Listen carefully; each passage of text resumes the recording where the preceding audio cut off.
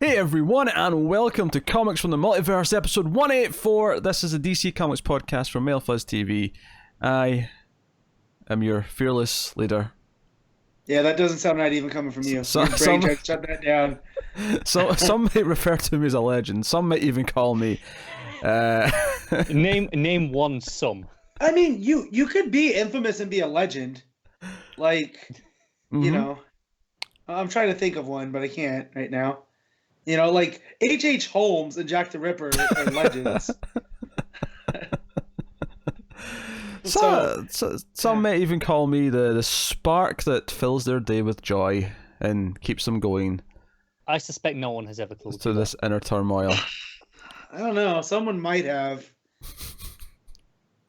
You know, I don't know how they do things in Scotland.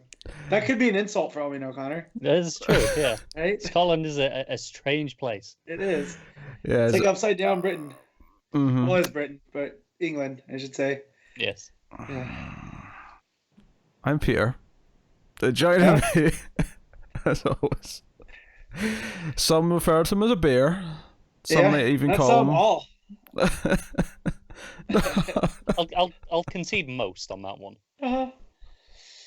Matt's here. Hey, what's up? I did watch Man vs. Bear, Connor. Just so you know. Of course you did. Yes.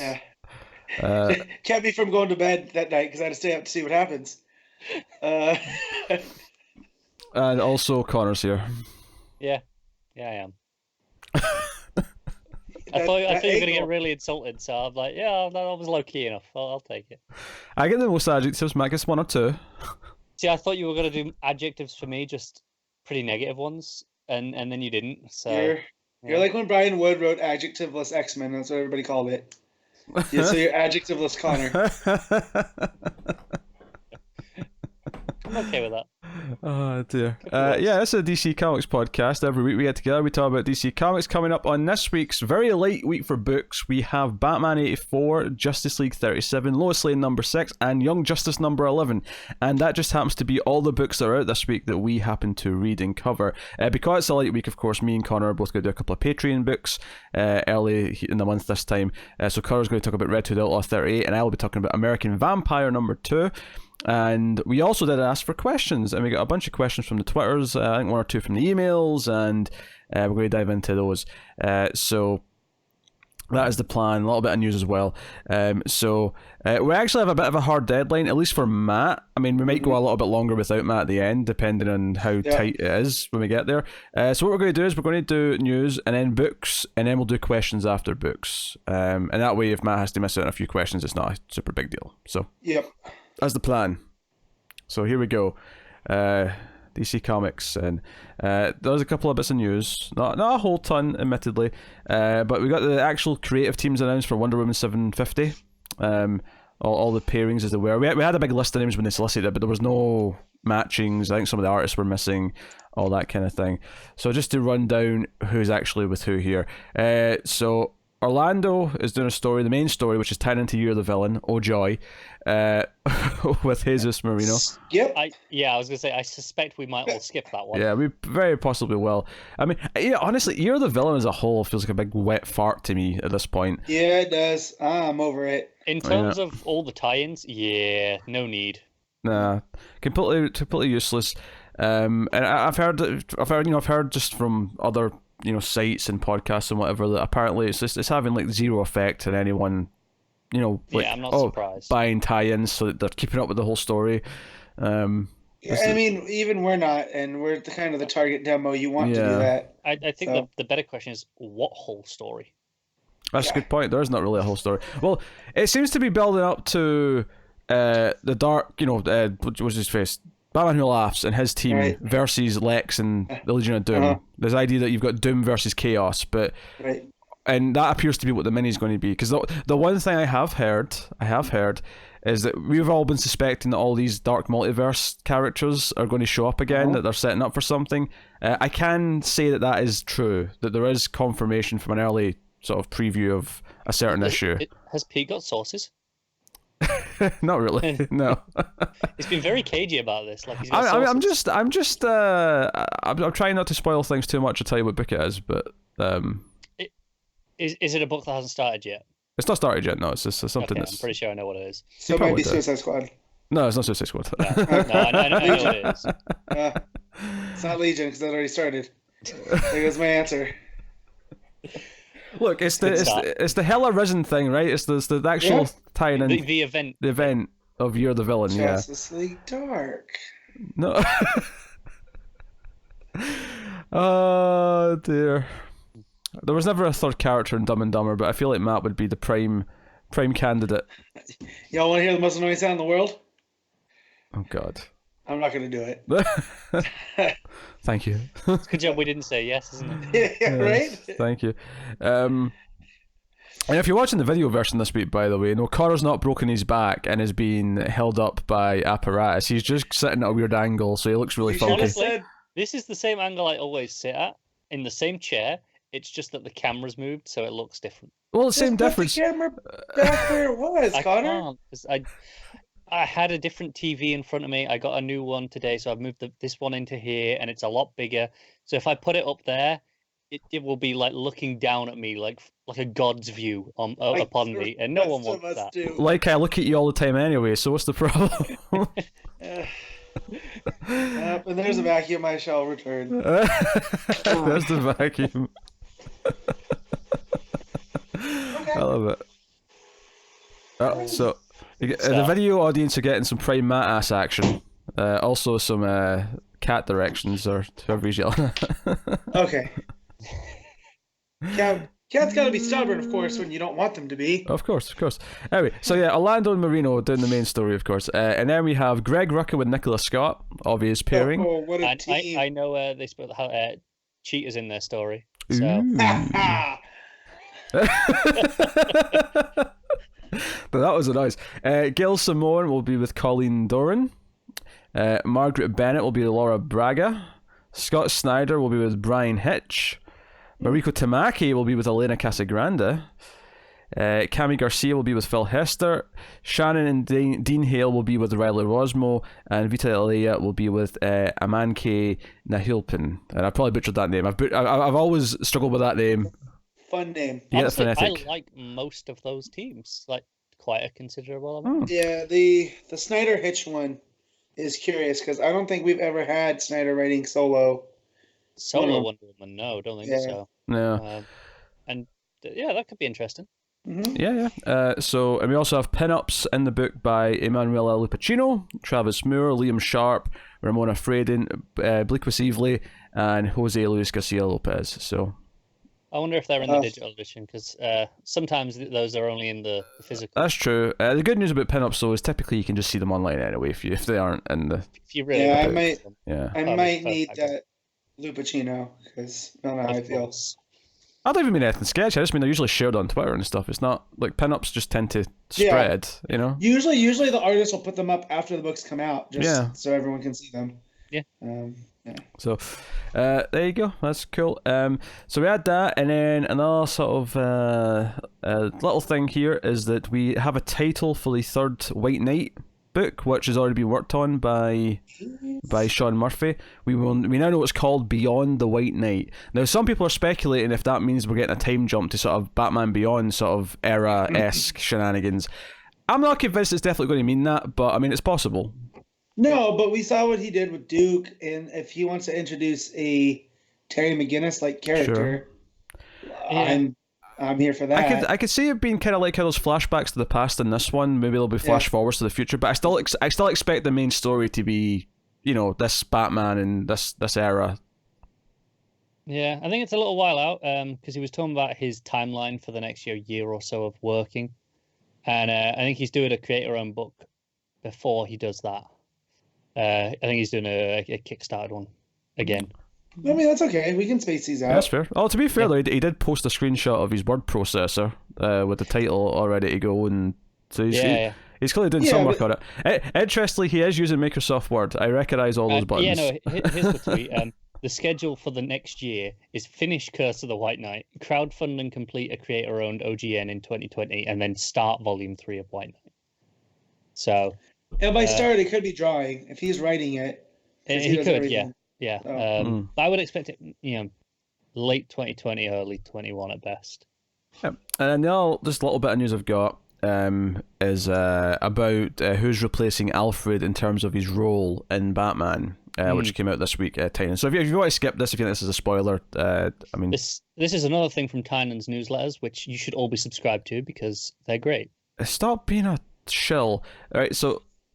Everyone has a newsletter now. Pick who you want. Yeah, you can skip ahead a minute if you think this is a spoiler, but Lucius Fox is going to be basically filling in for Alfred, which makes a lot of sense. This gives more credence to mine and Connor's Luke Fox. Yeah, no, actually, in that, because this is all part of his pitch. That wasn't your idea. That's something that's been online for. Yeah, but me and Connor definitely were like, it's probably Luke Fox more than anybody. Did I disagree with this or something? I don't remember. I don't understand why this is your and Connor's thing. Yeah. I know, because I feel like it came from me and Connor. It probably did. We come up with everything this year. Poppycock. Bunch of poppycock. Yeah. No, because this is all part of his extended pitch that he's taking this from for his newsletters, and obviously sites are just reporting it straight up as facts, which they are, but they're just this is news. There was a lot in it how Lucius is trying to kind of talk Luke into being the Alfred role, and Luke not really wanting to, and stuff like that. So it is definitely kind of playing up that angle of Luke wanting to be involved. I was saying last week, I was saying on streams during the week, I don't know if I necessarily care about Luke Fox being Batman that much, but I'm all for this 5G thing. I'm all for a nice big refresh to... Yeah, I think we spoke about on the show. Put a shot in the arm, as it were. So all the build up to that, I'm all for them doing stuff with. But it might give us more than 3 or 4 books a week. Oh, you say that. This is the only week this month that's remotely like this. Yeah. So I wouldn't get too beggy with that. But that was basically it for the news. The only other things that I'm just going to kind of briefly mention, gloss over, is that I can't remember her first name, but Chen. So it's like not Jenny. Something Chen. She was an associate editor on Superman. She's been promoted to the lead editor on Batman, the Batman group, that is. Yes, I saw this. That happened this week. Also, they announced some writers for some of those giants. Gail Simone's doing the Birds of Prey one. Marv Wolfman's doing the Crisis one that's tying into the Crisis, miniseries happening, or not miniseries, crossover. So we don't really talk about those that much. I just thought I'll throw them out there just so that I've mentioned them. That's kind of cool. Like, you've got classic teams in respect to both those titles, obviously, and doing something tying into the CW crisis, which has kind of been ignored by the DC as a whole. Usually whenever these things, you get tie-ins of some sort. I'm not even seeing advertising on a lot of the comics for it, which is kind of weird. Yeah, that is odd, especially if you go back, actually, because I'm pretty sure like a couple of my Flashpoint issues back when I bought physical books have like Arrow banners at the top. They did that for a while when all the new shows launched. They gave banners. It was season 1. It was like Arrow's starting like next a couple of months time. Tune in kind of thing. It's kind of weird that there's just nothing on that part. Don't get me wrong. They don't need to, but it seems an obvious bit of cross promotion. It does. It is a bit odd, but hey ho. I miss being excited for those shows. Yeah, me too. But Legends is coming soon, so all will be right in the world. Oh dear. Anyway, so that's basically it. That's the news. That's all wrapped up, so we can actually move into the books, and we'll get the books out the way a bit quicker this week, and we can dive into some questions. And I think actually what we'll do as well is we'll do the main books, and we'll leave the Patreon books until after questions. Smart. I think that's You're being kind to Matt, apparently. Yeah. Well, I don't have to hear about Red Hood. Although you probably want to talk about American Vampire, though. I got actually well, yeah, I mean, yeah. I could weigh in, but it's fine. Yeah, good stuff. So Batman 84, first up this week. Tom King writing, Jorge Fornes on the art. So the art's pretty good, I'll say that, first of all. Can't really fault much of the art in that sense. Fornes has been very consistent whenever he's been on the book, and I think Belair's colours really complement Fornes' art a lot. Yeah, with the kind of the flat pulpy style. Yeah, so I was gonna say it's super pulpy. It fits what's going on in the story because it's the basically what Flashpoint Batman's been up to, but told in reverse. Yeah, it starts off where we left off last issue, where Batman's confronting them. They're about to fight. Batman gets punched in the face, and then it keeps saying earlier, and it keeps doing that, and it does that thing the annual did almost, where it starts to speed up the more it goes. So the first scene is like a full page. I think they're all full pages to begin with, and then as we go on, it starts to speed up, and we get like half pages and just like one panel for each part, and it's going all the way back to how he ended up here and how he was saved. And we even get a reverse Flash scene in this. We get reverse Flash of the button, kind of saving him and bringing him to this Earth just to phase that off. Yeah, just to mess with him, because like, hey, you don't want to see a world where your son's Batman. Well, here it is. Here's the world where your son's Batman. Flippin' Thawne messing everything up as always. Yeah, and we see like Flashpoint Batman watching the double date from earlier in the run. Do you know, like, I think this issue is actually kind of completely fine. I think the only problem with this issue is just how you feel about the run right now before you start it. Even aside from that, I have a genuine question that I want to ask. Mm-hmm. What does telling this backwards actually add to this story? Because I felt like it added kind of nothing, personally. Outside of style and it being different. But Give me a minute. That's the thing. Usually when we're doing these things of, okay, we're doing it backwards, it's because there's something early on that's kind of going to shake it up and go, oh, that's a big moment. You want to save that for the end, not right at the start. Whereas I don't feel there was anything in this that you couldn't have just told it chronologically. Yeah, but then it becomes like, I don't know. Then it I feel like, at least if it's sold in reverse, it feels like it has impact, because we're getting away from the confrontation. Yeah, we're getting further away from what we know, and so, because for example, one of the things we kind of learn is that on his Earth, Flashpoint Batman kind of took Catwoman as his Robin. She was essentially his sidekick. Because Bruce was about her age, or she's about where Bruce's age would be. And so he, instead of, killing her like Flashpoint Batman does on his Earth, he gives her a second chance. And at first, when you first read it, I'm like, oh, are they like a thing? And then as you read, that's where I feel like reading it in reverse kind of helps. Yeah. Because it messes with your expectations. And I think it's more exciting. It's more exciting as well, because as we go further back, we start getting to Martha Joker stuff, which I loved that mini in Flashpoint. I loved that Azarello mini. Yeah. So we get to the page where she's murdered Alfred. Like, Alfred in this Earth was killed by Martha. Right. And Thomas is like beside himself and can't really deal with it, and we get all the way back to him beating Joe Chill. And I think what it accomplishes by going all the way back to the murder of Bruce Wayne in his Earth, it's kind of going back to the origin of all of this and why Thomas feels the way he does about Bruce not wanting to be him. It all traces back to the origin point, and the origin point in this case is Bruce Wayne's murder. Just like for Batman, the origin point for everything is his parents' murder. So I just wish that Flashpoint Batman was a little bit more of a thread throughout, because then we could have that, the two differing things where Bruce is trying to be happy, right? But then Flashpoint Batman's working in reverse to, you know what I mean? Like, he's trying to make sure Bruce stays happy. But we didn't get that until after the wedding. Yeah, I mean, as I suppose there's a little touch as well, is that because Reverse Flash is involved, the entire story is told in reverse. There you go. Which Buccellato and I think Manipul, when they were writing New 52 Flash, their Reverse Flash issue was told in the same way, and it was super cool and clever. I kind of get that gimmick though, when it's your thing is about Reverse Flash. That is the gimmick. I have no problem with this being told in reverse, and I think it makes sense because all the juicier stuff is at the start of the timeline, as it were. Finding out about Catwoman, finding out about how Alfred died, going back to the origin point. It all kind of makes sense to me. I think for me, this issue would have been more interesting chronologically, in the sense that if we start off with that interesting stuff and it kind of gets me into the issue, and then we see, okay, this is him through the run, and where he's been and what he's seen.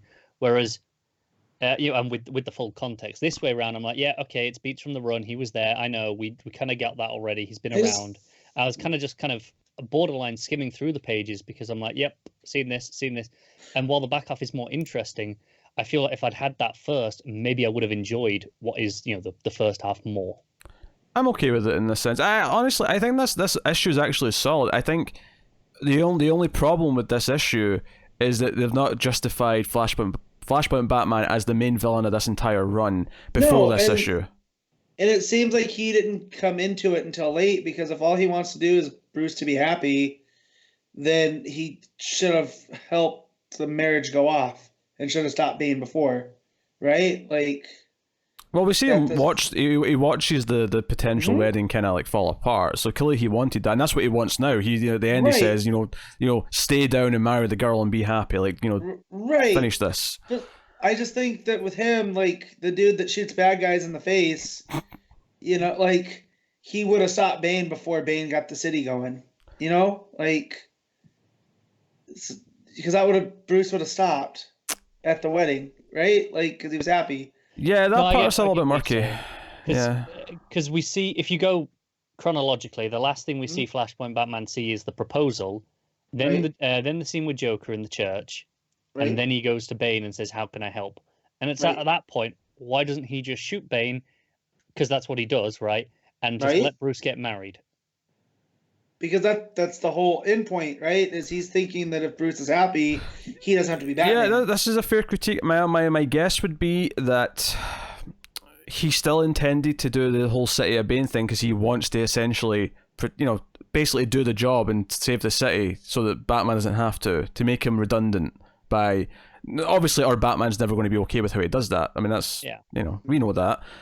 But fundamentally, that's what this story's ultimately about, though, is that this Thomas Wayne doesn't understand Bruce Wayne, doesn't understand this version of his son, and never will. Because at the end, when he says just stay down, we're like, he's never going to stay down. He's Batman. That's not who he is. It's particularly strange, given that a big part of this issue is Thomas being like, Wayne's, get back up, we rise.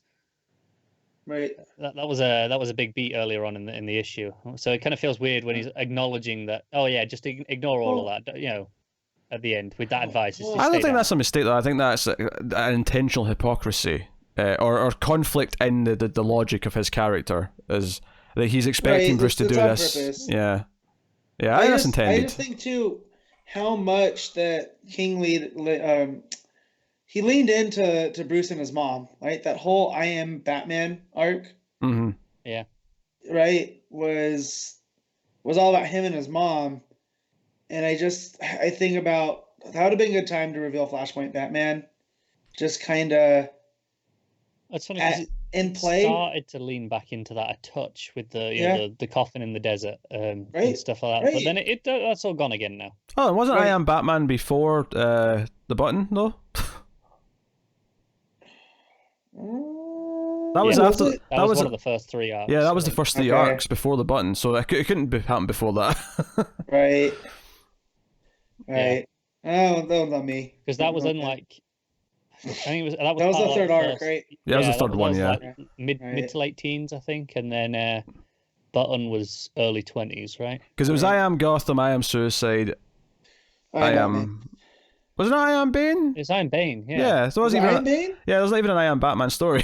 I like how we all just knew what Matt was talking Yeah, about. they all knew what he was talking about. The first 2 were I Am, yeah. Yeah. I Am Batman, I'm surprised this isn't called that. Yeah. His final arc. I mean, that's definitely how he's going to open up when he tells him to stay down. He goes, "Father, I can't do that because I am Batman." And it's going to be real cool. And even me, who's super cynical about Batman, is going to fist bump. Yeah, like there's good moments to be had here, and I like this issue well enough. I wish the actual build up to it, and because for the most part, all I feel is that Bane's kind of been like shoved to the side when Bane was the main threat for so much of the story. What would have been what cool? You're saying is Dark Knight Rises. But Dark Knight Rises is still a 10, so it's fine. Fine, 9.5. I'll give you 9.5. Anyways, I love Dark Knight Rises. I will not hear this silly. And that's fine. Nonsense. You're allowed to be wrong.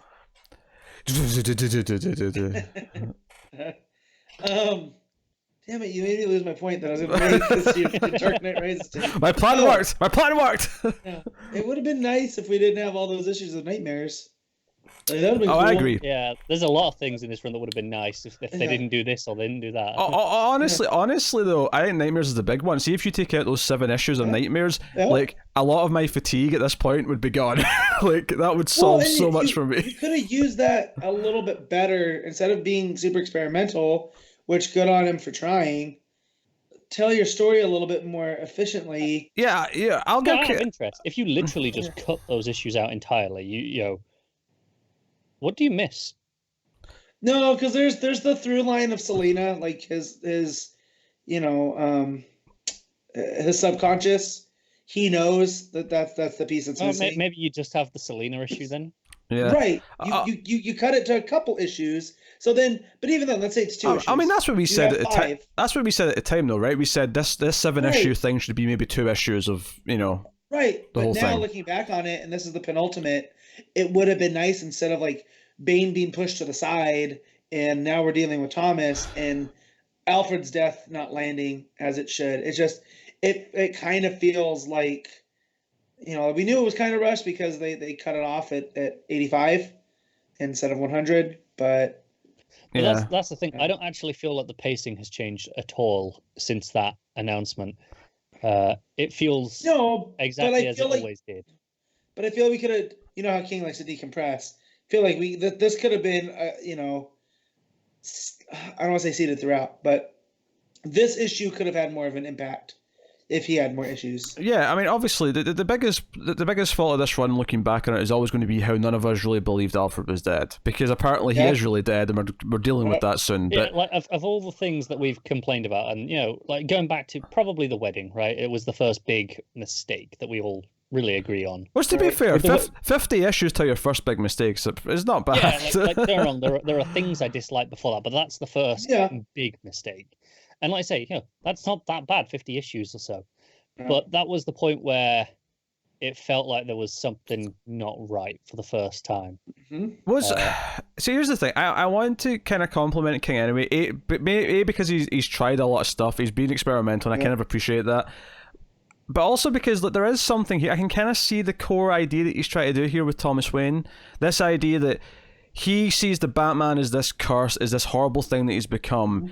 And the whole point of the story, at least to me, in terms of this part of it, they're forgetting the marriage part or whatever, is that Bruce needs to prove that no, like, Batman might have been born out of tragedy, but something good came of it, and I am something good because of it. It's kind of the core idea of Batman, right? Is that you take the tragedy and turn it into a good thing. Right, where we get the sense that Bruce is obligated to be Batman, like especially through Snyder's run, right? Where this is something he has to do. It's in his burning. Are you about to tell me it's Batman forever? He's not Batman because he has to be. He's Batman because he chooses to be. Right, and I feel that's where it's gonna go.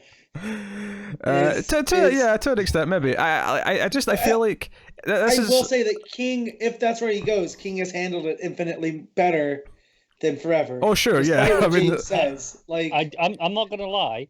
I feel like if you give me, you know, this 100 issues or Batman Forever and tell me, you know, I've got to watch Batman Forever 5 times just to, you know, to equal out the time a little bit, I'm probably gonna get more enjoyment out of watching Batman Forever 5 times. Oh really? Are you? It's boiling acid. Oh yeah, but you tell me that's not more enjoying. Just to enjoy it. You got Tommy Lee Jones chewing up the scenery as Two-Face, and then you got, you know, Jim Carrey doing his. It's a terrible movie. Like, I'm not saying it's good. Blasphemy. I'm saying I think I would get more enjoyment out of it. But you got Robin. Come on, I remember getting excited when they name checked Metropolis. Like, don't do this, man. Don't do this. So, but no, like, I feel there's a battle of ideals here, and that Thomas Wayne, in a lot of ways, represents the negative voice that says Batman should be this or Batman should be that. Yeah. And it's this, you know, it's the same thing I always saw with Superman, where one of his biggest strengths is that he doesn't give in to the jaded attitude of you should change and be relevant. No, the whole point is that no matter what, he will stick to his ideals. Right? That's part of the character. Yeah, I feel that's also a take on Superman that's been going around. Yeah. Is how to make him relevant. It's like, well, no, he's more relevant now than he has been. Yes, than ever. No, changing him. Let's seize on that, Warner Brothers. Yes, changing him to fit the mold is against the point of the character. The fact that we have to have this conversation makes him more relevant because it's the lesson of not bending yourself to edit to the mark. No, I know. Mario always brings it up that Marvel Studios made Captain America essentially into what Superman should be throughout those Avengers movies. And in a lot of ways, the moral and because style. he's definitely. right. He's a man at a time, right? But he still represents all of that stuff, and they made him relevant. Look at Winter Soldier, like that's a modern story, right? So, anyways, I enjoyed this one more than I have of Batman, so that's good. Maybe it ends on a bang. I hope. And kind of, I don't know if I want to read Bat and Cat now. I don't know. I'm on the same thing where I kind of feel like I should just. Yeah. I've done 85 issues of this now. Like, there's 12 more. There's a curiosity there just to see exactly what is it going to be. I mean, it's also once per month, and this is a 12-issue book. Maybe this gives him more free rein to make this his Batman Mr. Miracle, if you will. Like, yeah. As long as it's not his Batman Heroes in Crisis. I definitely think it's going to be more of his Mr. Miracle. I don't think you think that. You hope that. Well, just I don't think we're going to have to go back and try to clean things up from Bat and Cat. We'll put it that way, like they have with the other book. Sure, we're still waiting for the retcons to really erase a lot of of Heroes of Crisis. Come on, DC, you love your retcons. Let's do it. I mean, Harley and Ivy's doing a pretty good job of fixing Harley. So, and I guess Flash Forward is making steps towards Wally. So, my answer is why did he mess them up to begin with? But hey, I feel like Flash Forward would be like one step forward, 6 steps back, given he was in charge. Wouldn't it be lovely? Wouldn't it be lovely to just like have them do the next reboot? It's like, you know what, we're just going back to post-crisis and it's fine. This is just. Do you know what? When we get to 5G, just go. Sure, just stick Wally in the cowl again. Sure. Give me Wally Flash. Give him that. I'll take it. Just give me regular Dick Grayson back too, and then we'll call it. Call it fair. Yeah, it's still a little strange to me that they're going to probably put Luke in the cowl for Batman when pick a Robin that already exists, And Damien's too small, but the rest of them are all not that one. Jason. So it's Dick or Tim, basically. Yeah, Dick or Tim. Yeah. He could sew. I'm sure that kid can sew. They teach sewing in the League of Assassins. Obviously, they teach everything. Right. So I didn't mean he couldn't fit in the costume. I meant he's just too small to be Batman. No, we saw him in a bat suit in Deceased, and he looked dope. I can see everyone doing the Star Wars reference now. Aren't you a little short to be Batman? And then he kicks him in the balls. Yeah, that sounds about right. Yeah, yes. Damien. Let's rate this thing. Maybe if I want post-crisis, I should just go back and read everything post-crisis. Yeah, that's right, Matt. What are you doing? We give it. This one an 8. The art does most of the heavy lifting. I feel like maybe if there's a different artist, I don't feel it, but it's got that pulpiness, and with the way that it moves backwards, it really matches the story. So. Yeah. Connor? I'll give it a 6, mostly for the art, because the art is kind of gorgeous. The creator strikes again. There are some gorgeous looking pages in this. I found myself kind of skimming the first half of it when it was just here's all the beats of the run, and then the back half was better, but I was kind of out by that point of the issue, unfortunately. I think Ginger Degrader needs a jingle. Every time he hits a book with a rating that feels too low, we have a little jingle that plays. I don't think it's too low. When he hit the S on 6, I thought he was going to go 7. And then that's where the Degrader strikes. Honestly, I'm being generous. I was thinking of giving this a 5. The Degrader strikes again. Or something like that. Here's the thing. With the way he's angled, if we flip him and do the Dark Knight Returns, we could have the Ginger Degrader Returns. And do a parody. Also, I had to flip his camera anyway because he was facing outwards and it looked stupid. Yeah. So I had to flip him so he was facing inwards. Yeah. Right. Yeah. I'm sorry, the monitor's on that side. What do you want me to do? Yeah. Although, notably, me and Matt both have our cameras close to where we look for the other people, so that it looks like we're looking at the audience when we're speaking. Yeah. Connor just looks like he's staring off at the corner of the room. I know. I did before. I will try and work something out. It didn't happen like 2 hours ago. He's gonna have to build a rig now. He's gonna have a camera rig in his room. There's gonna be a boom.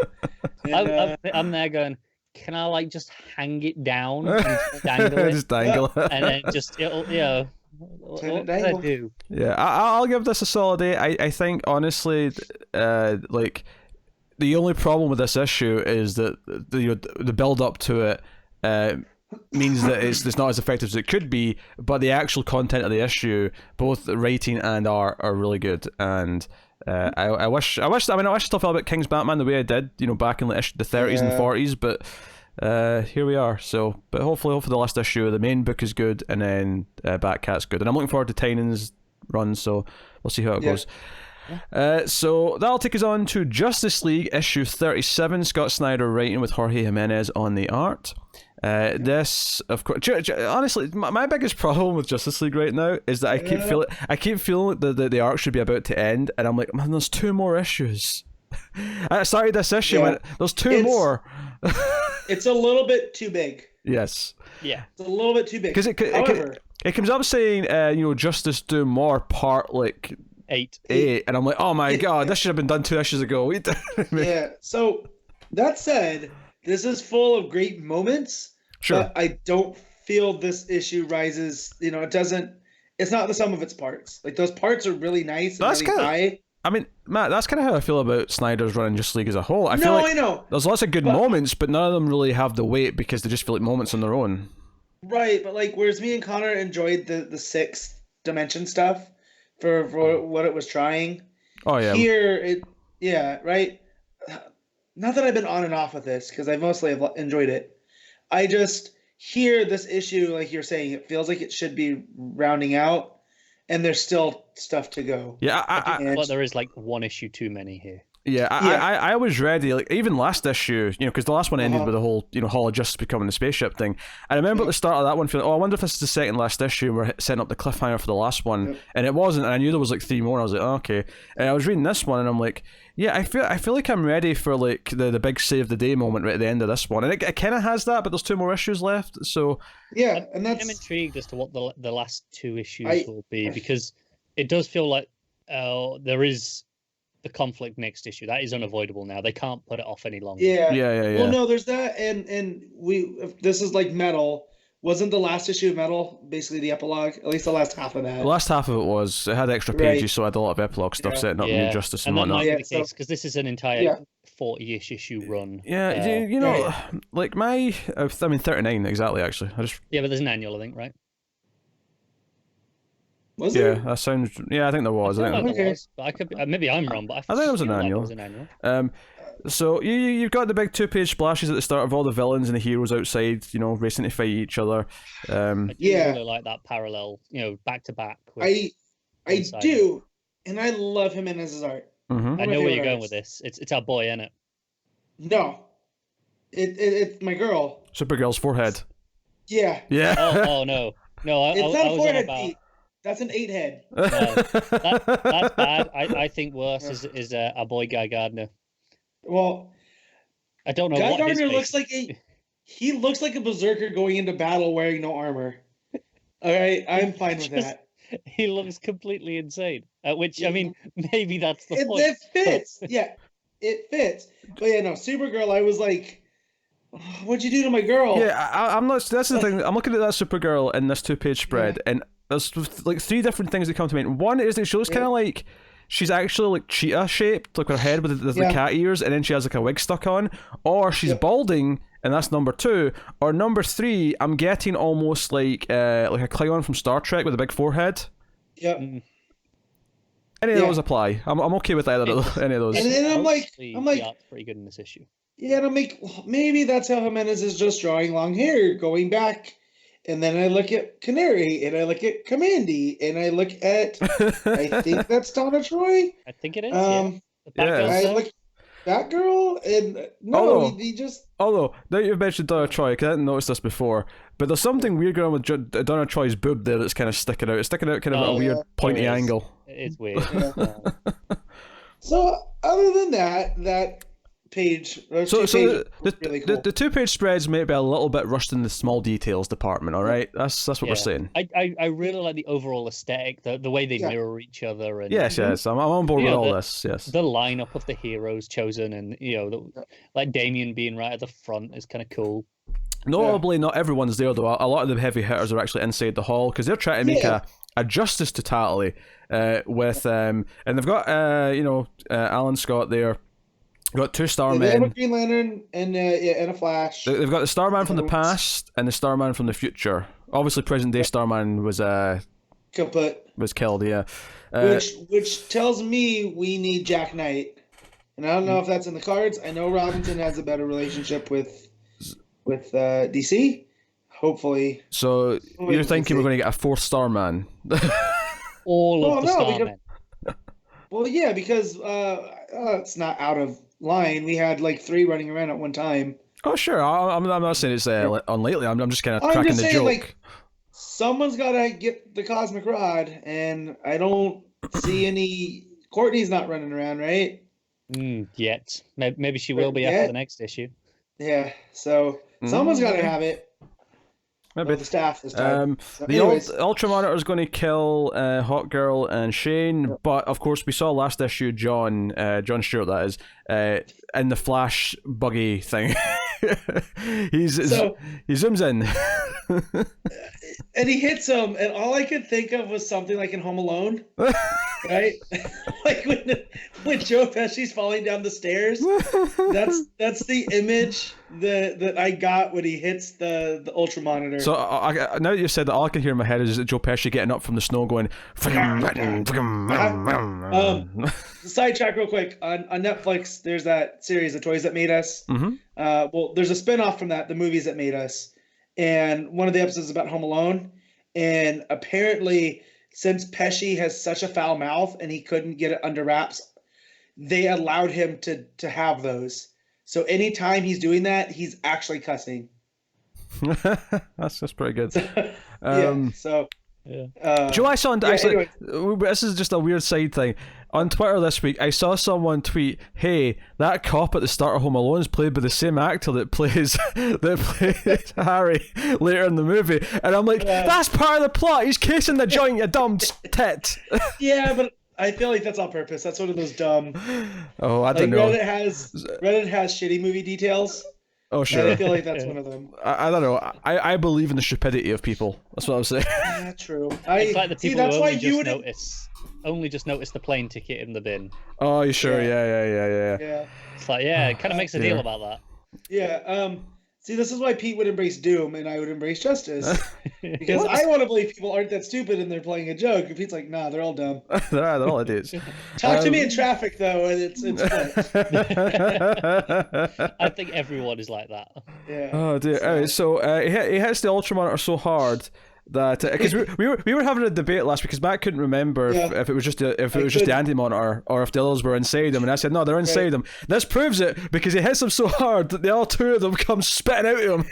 Yeah, they hit him so hard 2 other men fell out. I think the point was anti-monitor was in control. Sure, it was the dominant personality, but they were all in there. Oh, that's fair. Yeah, he was clearly the one in control, but right, and that's fine. But I forgot about that because, as we were saying earlier, there's way too many issues. Like, there's a lot going on here. Yeah, so I have to ask a question here. So Perpetua grows really big, and she's like her hands like sort of encompassing the planet. Now that is Earth, right? I'm not confused here. Earth 44 though. It's Earth 44. Yeah, okay. 44. Oh, it says at the top because I was going to say, how is everything still functioning? Because she throws it like a baseball into space. It's not. Like Perpetua throws the planet, and we get a really fun moment out of World Forger, and I like what he says. His goodbye is like, I've been reformed, but now that I made Mom mad, there's a good chance I won't be. So if this is goodbye. Yeah, he sacrificed himself. A nice moment. Yeah, he sacrificed himself so that he can teleport the rest back to Earth, because basically we see the other heroes try and form this new totality, but it fails. That they almost get there, but it doesn't quite work. And it's like, no, we need someone who's connected to the totality material, and that is Kendra because of her wings. So The big end of the issue is just when all hope seems lost. We get the Justice League coming out with McGann with them, and Batman's not there because Batman's piloting the shipbuilding. Right. Yeah. And it's almost the Big Seven from the Justice League cartoon. Almost. It's just missing Batman. Yeah, you're just missing Batman. And swap the Martians, obviously. But Batman's doing something effing stupid. Right. Yes, under Jarrell's request. But the symbol appears in the sky, the new symbol of justice, and Perpetua's like, Lex, what did you let them do? And there you go. And they're all glowy. They're all glowy from that justice. final page is gorgeous. Yes, it is. And that's the Jimenez that I like. Yeah. But yeah, and I like how all of their logos are like they're shining justice, right? It really highlights how Aquaman doesn't really have a logo. Yeah. No, he's on his belt. I mean, sure, but it's kind of I will in say comparison to everyone else. I do think that he overdid it a little bit. Or maybe this is more the colouring than Jimenez, admittedly, but I don't know if I needed all the lines in Flash's outfit to be emphasised with the glow. No, that's okay with me because that happens when he's in the Speed Force. So if that's one of the forces, sure. Right? Like, I've never liked the lines on it. Ever since the New 52 started, I've never liked the extra lines in the suit. But I'm used to it now. I'm not happy about it, but it's part of his look. But yeah, Superman and with his glowing, and he looks cool. He's leading. The sad part of the story is that I felt like I got a better version of it when I watched The Dark Knight. And I know we're comparing things to movies, but that movie is all about the ideals of the city and winning over the city and convincing them that there can be hope and order against chaos. And this is kind of the same thing, where the whole point is they have to kind of like sway the entire world to believe in justice versus Doom, because Doom was winning. So I feel like they could have done more with this and really focused on it. As much as I have enjoyed this story, flawed as it may be, I've enjoyed it overall. It's not as good as Dark Knight. Yeah, don't get me wrong. I'm always a negative when it comes to Justice League because I feel like I have to be to fight you two. But like it's a solid enough read. It's not like a painful comic to get through. It's like I've never even once thought about dropping it because it's fine. It's like it's generally entertaining. Even though I can nitpick it to death. But that's what it is. Some comics are like that. So we got 2 issues left of Snyder's run before we move on to the Venditti era. We'll see how that goes. And it makes me wonder, is Venditti going to be a long term? Is he just the writer until 5G? Right. I mean, I'd say till at least 5G, but I mean, Venditti's done like a lot of high profile books now over the last 5 years. Flash, Green Lantern. Yeah, and again, we talked about this when that was announced. He plays with the team as well, like the concept of a team. Sure. Yeah, because of Hal Pals. Well, the only still like that he's worked his way up. That he can have a shot at Justice League and have a proper the run, only thing from him that I've actually liked was the few issues of Freedom Fighters I read, which was team book at least. So that gives me a little bit of. And I think his Hal Pals was infinitely better than whatever he was doing on Green Lantern before that, or his Flash, where it was just focused on the individual character. Yeah. And then the exception that proves that rule is that Hawkman. Yeah. And then he turned Hawkman into a team book by the end of that first arc because all the different ones that were there. It's just a team of Hawkmen. Yeah. So Hawkman and the Wings. That's what should be called. He's one over Rebirth. He's probably the one writer that's won me over the most from where I was at the beginning to now. Yeah, there are writers who maybe I wasn't sure on, but I've come to like. But when I say I wasn't sure on, mostly just because I hadn't read enough of them to have that strong an opinion. Whereas Venditti, I did feel like I had an opinion going into it, and it wasn't positive. No, not at all. It was if he was announcing a new book, I was like, probably not going to enjoy that then. But now, he could still fail. Don't get me wrong. He could still swing and miss. But I'm much more hopeful now. Yeah. All right, that's Justice League. So that'll take us on then to Lois Lane, number 6. Greg Rucka writing with Mighty Perkins on the art. And I'm very curious to hear what Connor thought of this, given that this was the one that most directly tied into things going on in other books that he's not reading. Yeah. Yes.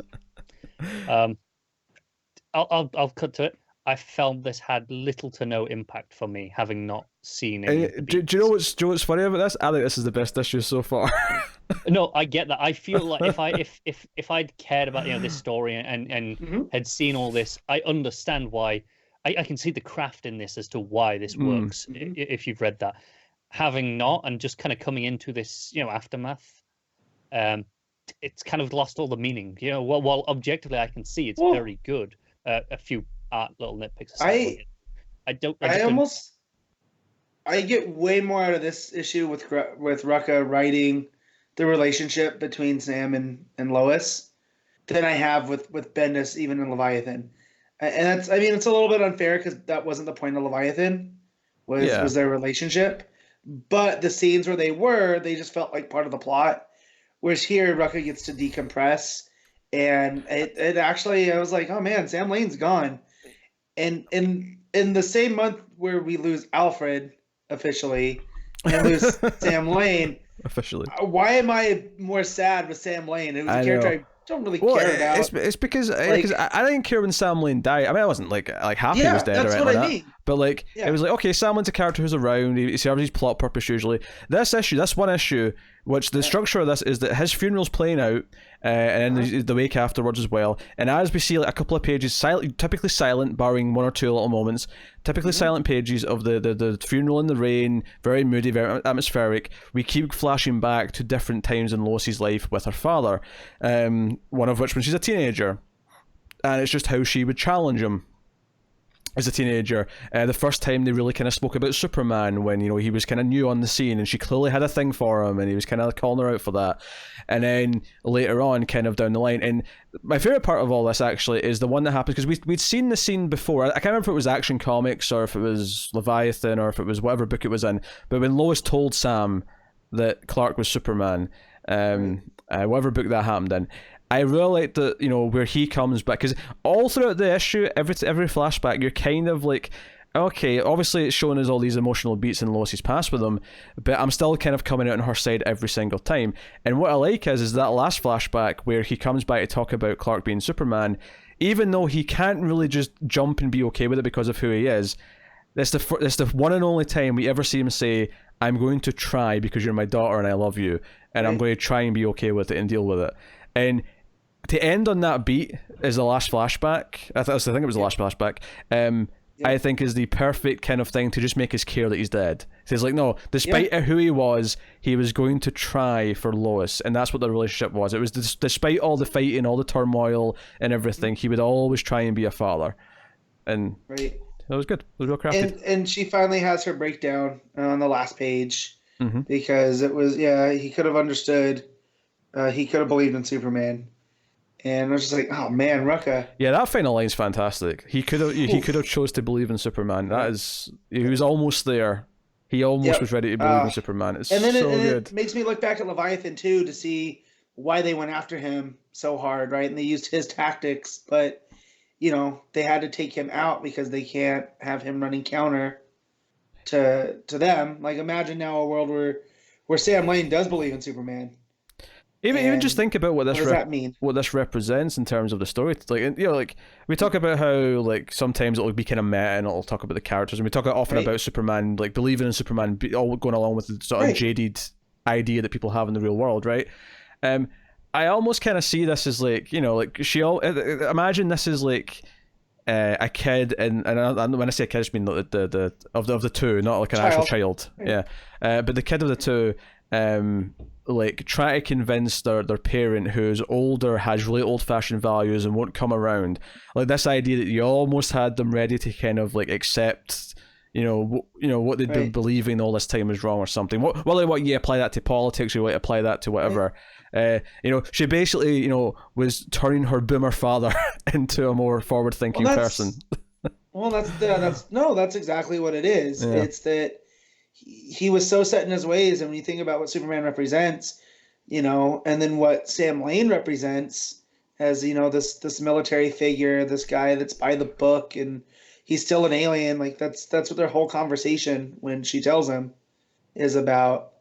To the fact where he's like, well, look, he's actually done some good, right? But you care about this, so now I care about it. And it's really heartwarming, and I wasn't expecting that going into this book. Yeah, no, it was great. I left this feeling, and I love the small moment where Renee comes over to her when she's at the gravesite, and just sort of sits with her, doesn't really say anything, just is No. like, she's kind of a friend, or even when she, the soldiers try to give her the flag, and Lois just can't accept it, so Clark takes it instead. Like, there's just and then Lucy loses it. Yeah. Right later. Which, I'm glad they mentioned her name, because I wasn't sure who that was meant to be at first. Me neither. I was like, oh, did Sam Lane get married to a younger woman? Yeah, who is this? Like, who's that blonde lady? And then I was like, oh yeah, Lucy followed in her dad's footsteps. So of course, the military person is gonna be pissed, right? But yeah, no, it was. I mean, yeah, this hit me weird. I was not ready for this. Like, going in, I was like, oh, okay, well, this is the Lois and Sam Lane epilogue on their relationship, but I got to stop underestimating Rucka. Like, anytime I think it's going to be something, it's completely different and for the better. No, it made me care. I mean, it made me care. If Alfred gets this, and obviously I already care about Alfred, unlike Sam Lane, but if Alfred gets this kind of epilogue funeral issue and it hits even half as good as this, I will be sort of more accepting of his death, and it'll feel like, okay, we got good storytelling out of it some way. But this was so good, and like that final line, man, like he was almost ready to believe in Superman. Yep, is such a good line. It's really, really good. Good. Because it's not just about believing in the person; it's about believing in what he stands for and the idea, which is what makes it so good. It's the idea, right? And it's not just the truth and justice, American way gimmick. It's the complete who he is, and defines who he is. But no. And this was something that has kind of defined Lois's life ever since she encountered Superman, and kind of changed her for the better, and been something that completes her. And the idea that her father just couldn't see it and couldn't understand it, and well, I always love the relationship too. I love how he's the military guy, and yet she's the reporter that's always trying to dig through stuff, and she almost becomes a reporter to spite her dad. I don't know if that's actual canon or if that's my own head canon. I mean, it sounds kind of... It sounds Lois, right? Like, yeah. I mean, at the very least, this idea she wants to fight that kind of thinking, even if it's not directly because she wants to do it to piss off her dad, Right. It makes some sense. But it's one of those things where the Sam Lane trope of him coming in and being kind of anti-Superman is used so often in comics and TV shows and whatever, that ultimately becomes just this kind of generic plot point that happens every so often that we just kind of expect. It doesn't really matter much to us anymore. And I think... in a weird way, and I'm not saying this justifies every sort of needless story we've had of it, but like, I think one of the things that happens, in real life when someone dies is that, a lot of what you know about that person is because of repetition, because people in real life do repeat things a lot, they repeat actions a lot. So it doesn't justify it, but having, read a bunch of Sam Lane stories where he's anti-Superman, having seen stories with Sam Lane being anti-Superman, it kind of gave this a bit more weight. It was like, he was always that, and he was willing to maybe change. And then he died, and it hurts. Yeah, pre-Flashpoint, this is a person that used experimental technology from Lex Luthor to turn his daughter into Superwoman, Lucy Lane. Like, that was a plot point through Supergirl. I think that was Sterling Gates. But, so to flash to this point, there's been actual progression of the character. And I can't believe you just said that. Just to flash to this point. We cannot be using that in regular terminology. I can't be having it. Connor's very quiet because he clearly doesn't feel any of these strong feelings. Until I started this issue, I didn't even know Sam Lane was dead. So, well, it shows you how much attention he pays to us. No, I don't. I really don't listen. So I'm not going to pretend I do. Thanks for being honest. But that's the thing. Like, while I can see the craft here, none of it hit me because I didn't even know he was dead until I started reading this. So I didn't even have time to process. I was like, oh, I guess Sam Lane's dead. And then the whole issue was about that. And some of the beats where I thought could have landed for me, one of the big ones that was actually ruined by the art for me was the flag scene where she can't accept it. Her face, Lois's face, when she turns away, when she can't do it, she looks at Clark. I nearly laughed when I saw it, because it just didn't fit at all for me. It just looked so off, and in such a vital moment that, like things like that kind of really just. I don't know. To me, it looks like she's just barely keeping it together. No, I know what it's supposed to be, but it just didn't. Like it didn't land for me. So it looked like she's supposed to be, holding back the tears, but it looks like it's this half grin. She's kind of terrified, is what it actually comes across as. Degrader. Yeah. That one, I'm saying, that the rest of the issue, it's fine. Like I understand why this is landing for people. I just didn't have the connection to. I didn't have the time to care because I was only just learning that Sam Lane was dead, let alone that we were meant to be mourning him. I will say, outside of the fact that knowing that he's dead or not, I don't think there's anything in this issue that relies upon you knowing the circumstances of his death. All of it just plays about their history as a father-daughter throughout the DCU. It does. Like I said, I think it's just I was still processing. I guess he's dead. So I didn't have time to move on and actually care about what was happening yet. Maybe if I read this in a month or two, I'll like it more. Mm-hmm. That was very good. Very, very good. Matt, what are you rating Lois Lane? I'm going to give this a 9. This hit me, but I'm also a Superman mark, so of course this hit me differently. Connor, what is the degrader score on the degrader scale? 6.5.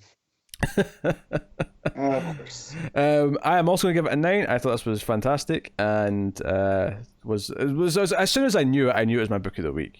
Like there was no I was going to be surprised if anything else was going to touch it. As soon as I got done with it, I went, yeah, this was good.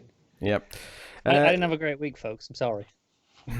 So that'll take us on to the fourth and final new book of the week because it's that week. Did we rate Justice League? Yeah. Did we? I don't remember rating it. We moved on. it just occurred to me. I was thinking about the scores because I've done my 3 books. All right. Well, in that case, before we move on to the last book, then we'll also rate Justice League. Matt, what are you giving Justice League? I'm giving Justice League a 7.5, not an 8. I can't have it below Batman. I'm gonna go 8. Sure. Connor?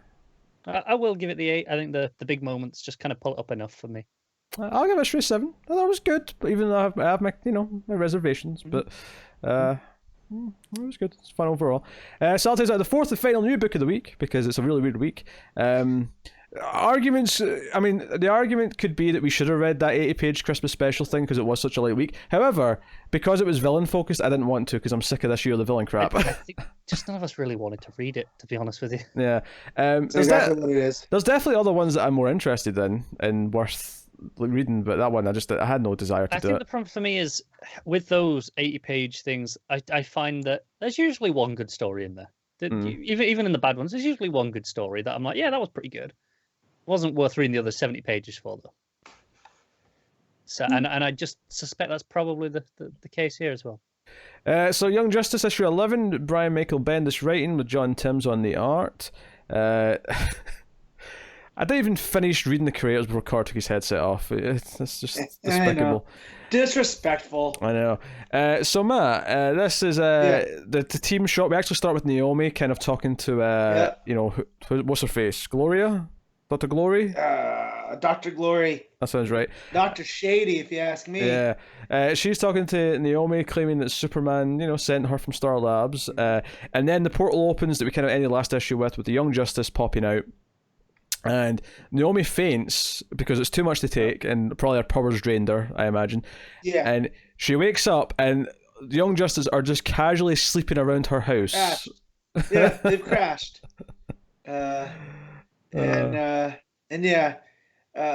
Here's my thing on this issue. Yes. I just got Connor back. Bendis. Stop tugging my heartstrings, man. Him having Dr. Glory tell him that he doesn't matter. Like, this is a time where, he's the Superboy that doesn't matter. I felt attacked. So, however, I thoroughly enjoyed the story because this is why I like Young Justice. It's the interpersonal dealings between them. And just, Bart being Bart and being overactive and no one in Puerto Oswego really knowing how to deal with him. Hold on. I really liked. What? There's not that much Bart in this issue. Where's the Bart stuff coming from? No, just in the beginning, because when they get there. Oh, sure. And he's doing his yeah. Because he's missing like the rest no of the one issue. in that. Yeah. No one's in there. You know what I mean? Like knowing what to do. I trust Bendis. I feel like Connor's become his whipping boy. Kind of like our Connor's our whipping boy. Who? So exactly. No. I mean, I enjoyed this quite a bit. I think I'm glad for us to be done with the multiverse hopping. I think I'm glad to just be in a more natural setting again. Having them have a time to breathe a little bit and actually kind of like deal with each other. Tim texting Stephanie texting back by the end. Obviously, I like those teases. Although that said, I still want Stephanie to be on her own away from Tim and get her own spotlight. Yeah. But I mean, I don't know when that'll happen. So, whatever. No, so, I get that, but I do like that thread that's been dangling is starting. You know, we're getting a pull on it now, a little bit because something's going on with her. You know, she's come across something.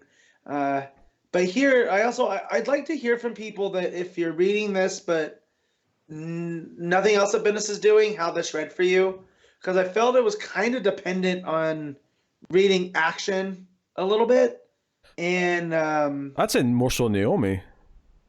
Well, no, because the Naomi stuff, but when she's talking about the Batman and Superman, are in charge here, and because that was an action, yeah.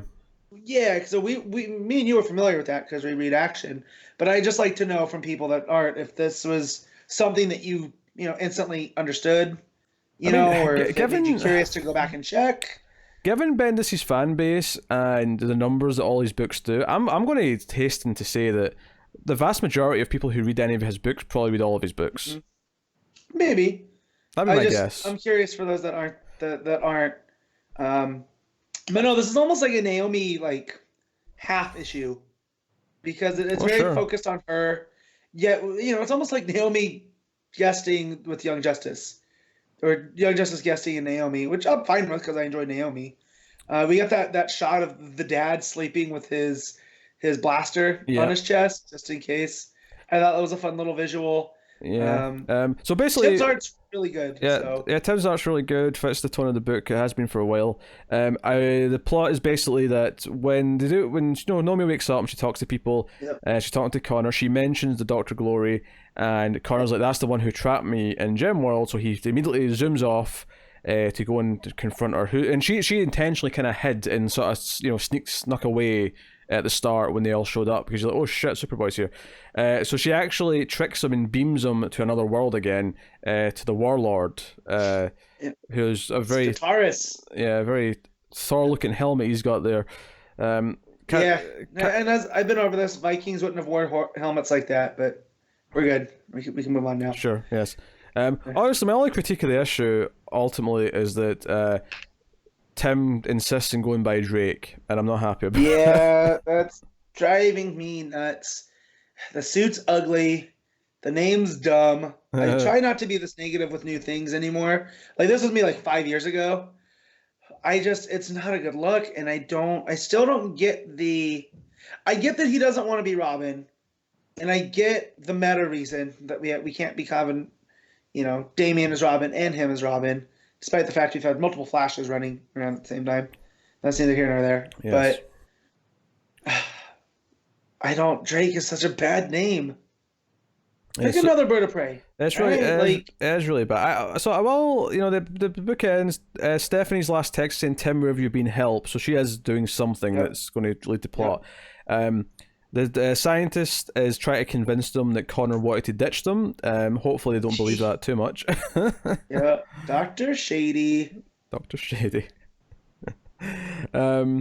So yeah, that was basically it. It was a fun issue. I think I liked this. I mean, I liked the last little arc. I think the Gem World stuff.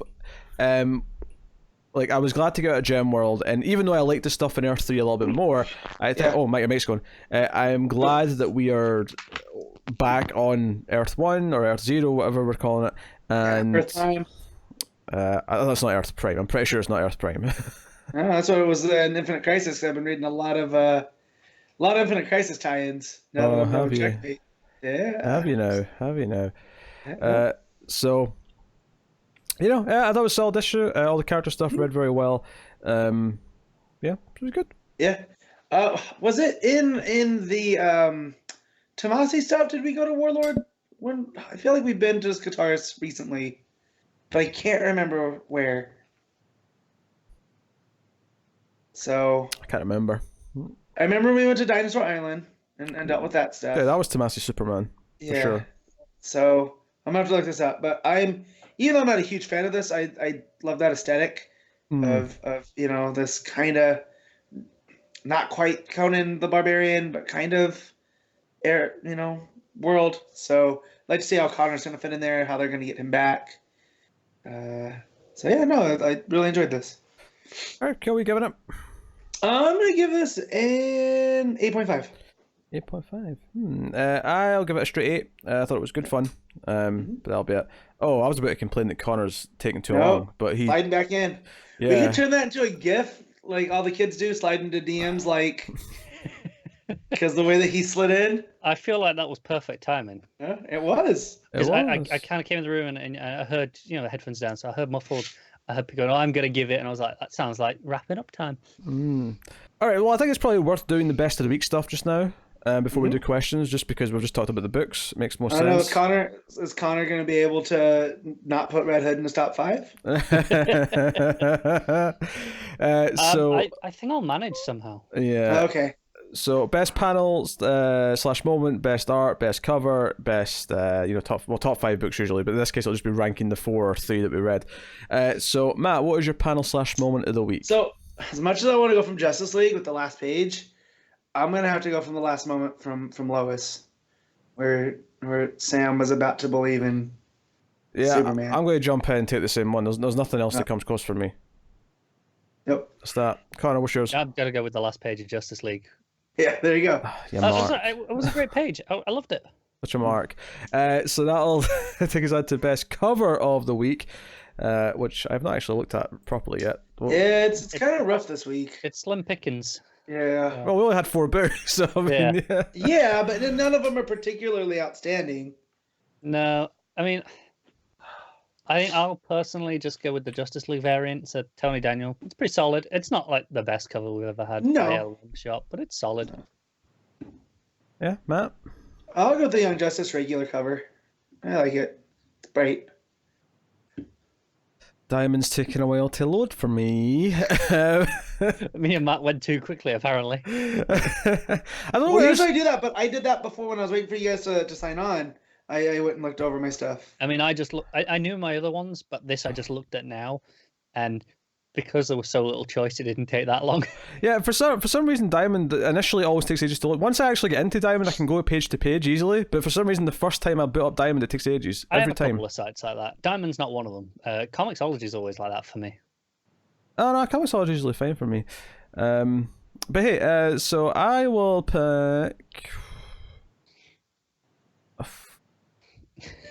I mean, yeah, not a whole lot to go with, is it, this week? Both the Batman covers are fine. Yeah, add in one there. This is the main one, yeah. Yeah. Actually, what's that cardstock one, huh? Is this a Matina one? It is a Matina, but I mean, I don't know. I wasn't feeling it that much this week. It's all right. You know what? I'll go with that to be different because it does look. It's not his best cover, but it's not the best batch to pick from again, so that's fine. It's really not. So that'll take us on to best art of the week. What you got, Matt? Oh man, I think I'm gonna go to Batman. I really like Fornes. Yeah, that is fair. In fact, I think again I'm going to steal Matt's because I mean Tim's is solid. Perkins was generally good with a couple of wonky faces here or there. Jimenez. I can't forgive Jimenez as much as the rest of it looks good. I cannot forgive him for Kara. Yeah, no, that's fair. Cara, what's yours? No, I'm agreeing with Fornes. I would have gone with Jimenez, but just a couple of moments here or there, like Kara, for example, where just not quite up to standard. So Fornes. Yeah, that's fair. So that will take us out of the best stuff ranked. So Matt, go on. Number 1, Lois. Number 2, Young Justice. Number 3, Justice League. Number 4, Batman. Connor. I like Justice League. I mean, after that, in order of what I scored them would be Lois and Batman, I suppose. But I mean, yeah. So there's a chance that Red Hood could have broken your top 3. But that was a chance, yeah. I mean, let me not to spoil too much of upcoming events, but it would not have. Oh, okay. So I will have Lois at number 1 easily. Number 2, Young Justice. Number 3, Batman. Number 4, Justice League. There you go. Easy peasy. And I will tell you right now what's coming next week, because it fits at the end of this section.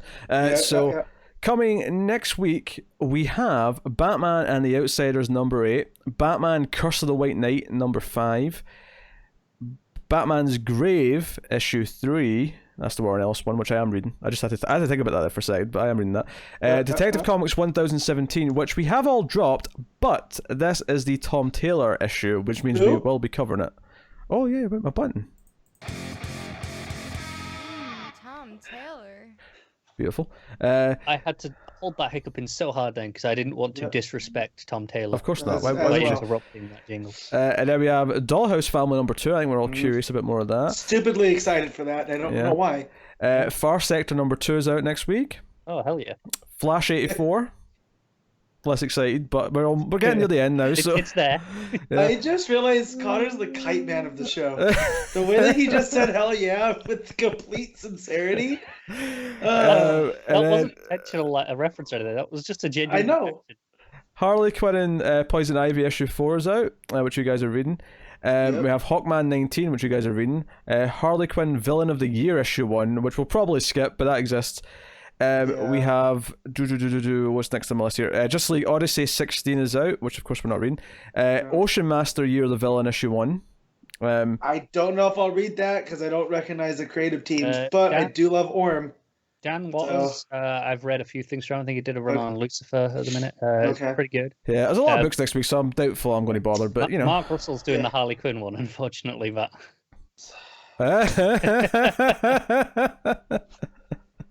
what's like Matt's reading that? I love the stupid rules I impose on myself that cause me grief. I will say I like the small touch that Harley's is called Villain of the Year, not Year of the Villain. I'll give that a point. All right. So Ruby number 3 is out next week. Supergirl 37's out. Superman 18 is out. We have Tales of the Dark Multiverse. The Judas Contract number 1. So the next one of those. Which have generally been not bad. So curious. We got Wonder Twins issue 10.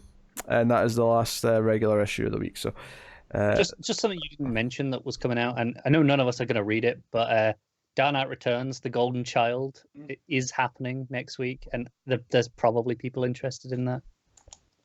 Oh, my eyes just glossed straight over it. Yeah, what can I say? But it's there for anyone who wants to punish themselves. 4, 5, 6, 7. I got 13, not counting either of the Year of the Villain issues. Also, the Justice League Odyssey variant cover has a very nice Starfire painted cover that you just. It is very nice. It's a shame it won't be eligible. I've only got 10 actually, so I mean it's not that bad. I was counting the overall 13. Oh, okay. Not me individually. So that means I have 13, Connor. Probably. No, because you're not doing Batman's Grave. Oh no, so I have 12. That helps. Maybe just don't read the Mark Russell Harley Quinn issue, Matt. Give yourself a break. And that leaves me Orm. I can't help myself. You don't have to read the Orm one either. You can not read both. Wait, what? Yeah. Matt's got 12 if he doesn't read any of those two. I mean, I'll laugh next week if he comes in having read the 12 plus those two. I will be laughing hysterically, cackling like a madman. We will give him a fake medal of some sort. Yes. So there you go. That's what's coming next week, which means we will get on to the questions which we did ask for because it's a late week. So we're going to get diving in. So I'll go to Twitter first. Which is where most of them are. I think it was like one from the emails. So just remember, if you do want to send in questions in the future, you can email us at mftvquestions@gmail.com, especially if you want to send a longer one that won't fit in a tweet. You can do that, and we'll either take it soon because it's relevant soon, or save it for the next time there's an episode like this where we want a bunch of them. So here we go. We're going to get going here. Assuming Twitter plays ball, and yeah, it lets me do that. Thank you. All right, so I'll have to move my cat so I can lean in because the font on TweetDeck is quite small. Oh, my cat. Okay, so first up from at Bankizer Music, if I'm saying that properly. How small is this font? Well, the ad font's actually really small compared to the actual core text. Were there any New 52 continuity changes that you actually enjoyed or preferred over the pre-Flashpoint post-Crisis continuity? I can't think of any other than maybe Morrison's action run making Clark more of a rebellious journalist than naive farm boy. I don't like that one, but I like for what he was trying to do because he was returning Superman to his roots of a man of the people, right? Which is what Siegel and Schuster had intended him to be. Because you got to remember this was coming out of the Depression, a lot more, and it was very much bringing that Golden Age stuff into early years continuity, essentially. Yeah, I mean, you had this rebellious journalist who becomes a firefighter for a minute, right? Who's literally his job is to save people. Yeah, So I like that, but I don't think that origin stuck. So yeah, the short answer for me to this question is basically no. I don't think there is. I think I've got one. Okay, go on. And again, it's been kind of undone now, but I really liked the Wonder Woman changes that we did and played with that stuff in Azzarello's mythology and all the way, because it felt clean in a way that Wonder Woman hadn't in at least a decade. Because it was fresh. Yeah, and it was just... And then he tied in the new gods to Greek mythology, in a fun way through Diana. It really worked for me. Yeah. The Lemire Green Arrow stuff, where he basically turned him into Iron Fist. Yeah. I really liked, and then that bled into Percy, and there was a werewolf story. Well, hold on a second. That's not a continuity change. You're just saying what you like now. No. That is a continuity change in the way that it treated the Arrow as a symbol of his family and his legacy. And it was something that actually held power, and not just something that he was good at. I don't like that. I actively dislike that. No. One of my pet peeves with superhero stories in general is that everyone is destined to be something. No, that takes away from the power of it. Some people can just become something. Yeah, but with Oliver, I'm fine with it. Like, I don't want Bruce to be destined to do anything, right? But Oliver, it sets him apart from Bruce as being the rich guy. I prefer and it gave us Emmy, right? I do like Emmy, but I miss Emmy. And then it also got to it introduced werewolves, like actual werewolves, into DC mythology. So look, I like Percy's running Green Arrow a lot, but all the stuff, all that stuff that Lemire added, I wasn't as super into because it's a lot of. I love all the Seven Clans stuff. Yeah, me too. It's Shield not my Clan thing. all being Vikings. It's why whenever anyone recommends me Iron Fist, I'm like, I don't care how good it's meant to be. I don't think I'm going to like it. It's just not my thing. Immortal Iron Fist is one of my favorite stories of all time. Do you know what? It's kind of pretty great. Yeah. I loaned that book to a coworker, and he came back and go, "Where's there more of this?" I go, I read before the Iron Fist show came out. Yep. I was like, "Hey, this is coming up. I'll familiarize myself." I read Immortal Iron Fist. How disappointed were you? Oh my god! Do you know what? It was a terrible show anyway, and it would have been disappointing on that alone. Yep. I think it hurt a little bit having just read, one of the best stories in a decade. I remember when they were casting an older mentor type, and I was like, "Oh, that's Rand. That's Randall, Orson Randall," and then it's not. And man. From what I heard, I think they started teasing that stuff in the second season, but who gives? I guess I never watched it, so it's all dead now, anyways. The Anti-Monitor got a hold of that. I know it's the wrong universe, but yeah. I'm trying to think of some other ones real quick. Flash, no. Nah, Flash. Everything Flash did, I hated. Green Lantern, no. Because they tried to. I mean, did he? That's when he went off the rails when he tried to tie new gods. I don't know if it's a change as much as just adding stuff to it, but I guess I do kind of like the whole red, green, and rock kind of early Animal Man and Swamp Thing kind of mythology. Yeah, that was kind of there, but they built it out. But it wasn't so much of a retcon, though, was it? It was more just adding to it. It was more a retcon with Animal Man in terms of what they did with it. Okay.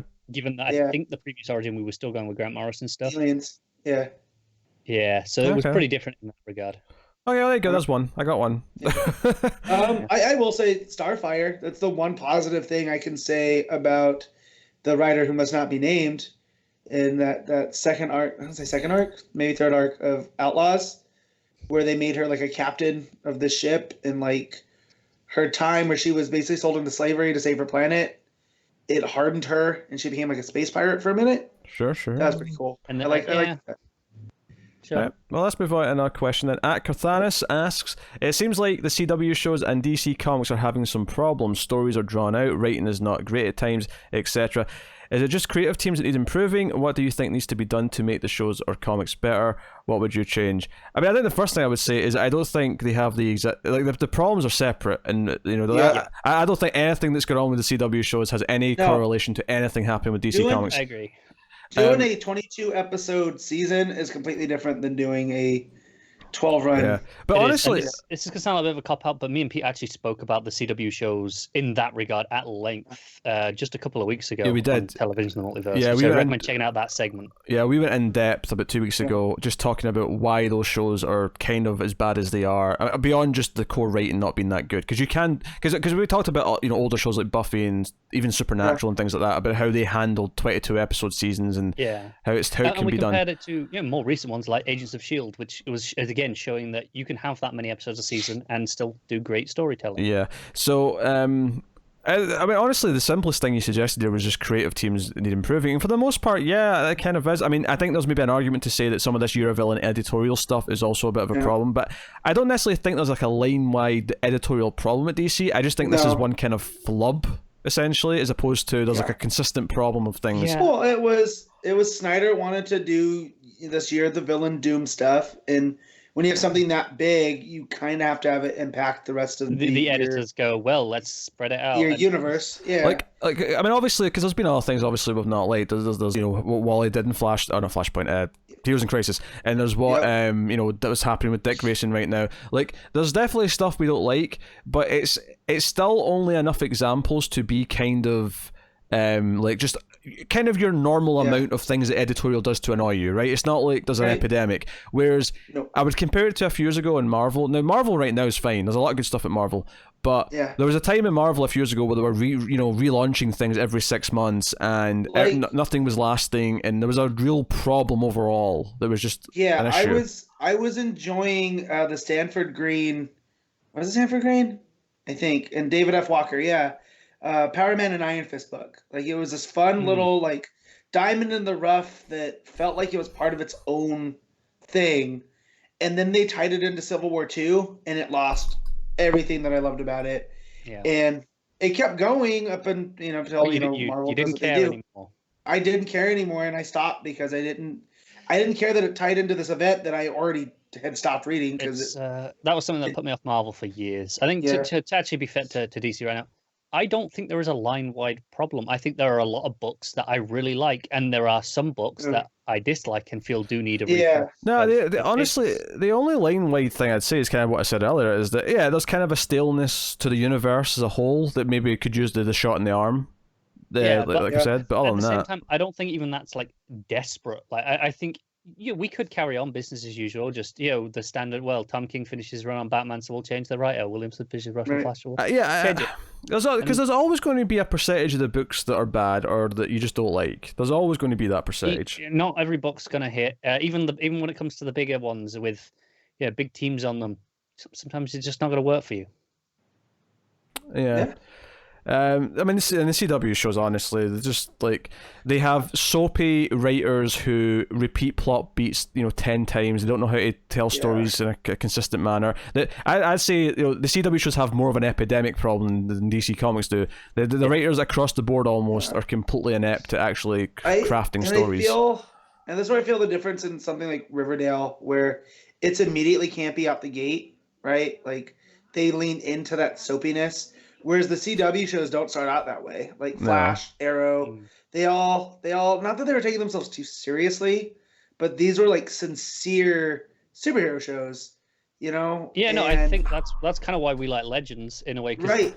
From like it tried to do the more sincere show in season 1. By season 2, it went, screw it, we're embracing the fun and the camp and just doing our own shtick. And from then, it's been fantastic. Yeah. We got a really fun Jonah Hex thing in there that was a Western, but it was also a goof on Westerns. Yeah, I'm pretty, and he's been a recurring kind of feature. And you I'm can't. pretty sure he showed Crisis.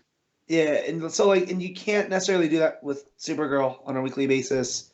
And I feel like Supergirl has the problem of it takes itself way too seriously. Supergirl actually has some of possibly the biggest identity crisis this year in terms of it has no idea what its season wants to be. Yeah, that's a problem. And it's a shame because it has probably some of the best actors, and when given the chance in past seasons, they've really shone and really elevated the material, and it's just a lot of people. This is just also from Twitter, where it's super negative anymore, but they really didn't like how political the show got. And that's a fair critique. It's been political since the start. Yeah, honestly, honestly, some of its best stuff is when it leans into actually having a message. Right. But like the stuff that they did with what's his name? He was the Homelander guy. He was Doomsday. Star Wars dude, Connor. Sam Witwer. Okay, right, yeah. Like that, he was giving it his all, and when the actors give it their all, no matter how, I guess you could say, forced it was, or how cheesy it could be, I still enjoyed it. Season 4 seems like up there with some of the best TV of all time compared to season 5. Season 5 so far has been you guys dire to sit through. Not that you chased me off of it, but you're like, don't waste your time, man. Go watch Watchmen and go watch Legends. You have other things you can watch. I haven't even seen a single minute of Watchmen yet, but I can, with absolute certainty, tell you it is a million times better than Supergirl. Oh, and it's also extremely political. This is Watchmen's the most political show I've seen in years. Right. And that's what I think. If you handle it right and you don't make it seem like a sledgehammer to the head, I feel like you don't get as many of those complaints. I mean, I still see some of those complaints from idiots like Watchmen was never political. And I was like, idiot, go back and read it. That's the whole main point out of more. All right? I mean, I'd say Watchmen is kind of like a sledgehammer to the head, but that's kind of in Watchmen's nature, is to really be overt with it. When I say sledgehammer to the head, I mean there's still subtlety to Watchmen with the way they're telling the story. There is, but there's definitely points Watchmen makes that are. I think if Watchmen is a sledgehammer, Supergirl is a pneumatic drill to the face. Not even a pneumatic drill. That's like a bowling ball just thrown, and you're like, you can't get out the way. No. I'll put it this way, like maybe they're both sledgehammers, but the difference is that Watchmen knows what it's hitting. It's hitting a brick wall, so it needs a sledgehammer. Whereas Supergirl is trying to hit a big bowl of candy floss, but it's still using a sledgehammer. So it's just it's just going through it, and there's floss everywhere. People are screaming, children are running for their lives. There's horrible bangs on the lead actress all of a sudden. I don't know what's happening, but it's just chaos. It's called cotton candy, Pete. Candy floss. Candy floss. Yeah. Carl, you got candy floss, right? You guys? No, candy floss. Yeah, candy floss, yeah. Cotton candy. Look, I think me and Peter are aware of what cotton candy is because that's what it's called in movies and shit and TV that we watch. But it's candy floss. I'd never actually call it cotton candy. I mean, I hate it. I don't like it. It's disgusting. Oh, it's disgusting. Yeah, I want no part of it. It's just my dad learned that you can't give it to my brother when he's 4 years old at SeaWorld because then he will proceed to almost kick his shoe into the dolphin tank. Anyway, it's just fluffy sugar. It's a miracle. Let's move on. Next question. Talking Superman, quick one here. What's your favourite DC Comics holiday story? I'm going to jump in first here and just say that Tom Taylor Supergirl one from 2 years ago, because that was fantastic. I didn't read that. I was going to say I don't have one. I'm pretty sure you did read that. But no, it was just me and you, Pete. Oh, was he missing? Yeah. Oh, it was so good. He was there for the episode. I think he didn't read the issue for whatever reason. Oh, you have to track down that one, just that one story. I'll track that one down. I'm trying to think. I don't know if I have one. Does it have to be a winter holidays? Yeah, I mean, Batman Noel would be an option, I suppose, if you've read that. Oh, that's real good. It's good. I like the Supergirl Tom Taylor story more, but yeah, I mean, it's an option. Have they done a Gift of the Magi with Bruce and Selena? Because that's a missing thing. You know what that is, right? The Gift of the Magi, Pete? Oh, sure, yeah. I've heard of Gift of the Magi, but I'm just, I can't think of any example of that. No. I'm pretty sure that would be good. Yeah, I can't think of any off the top of my head. I think the answer can be no. I mean, I guess. I feel like most holiday stories tend to be an annual or something like that. They don't necessarily get remembered all that well.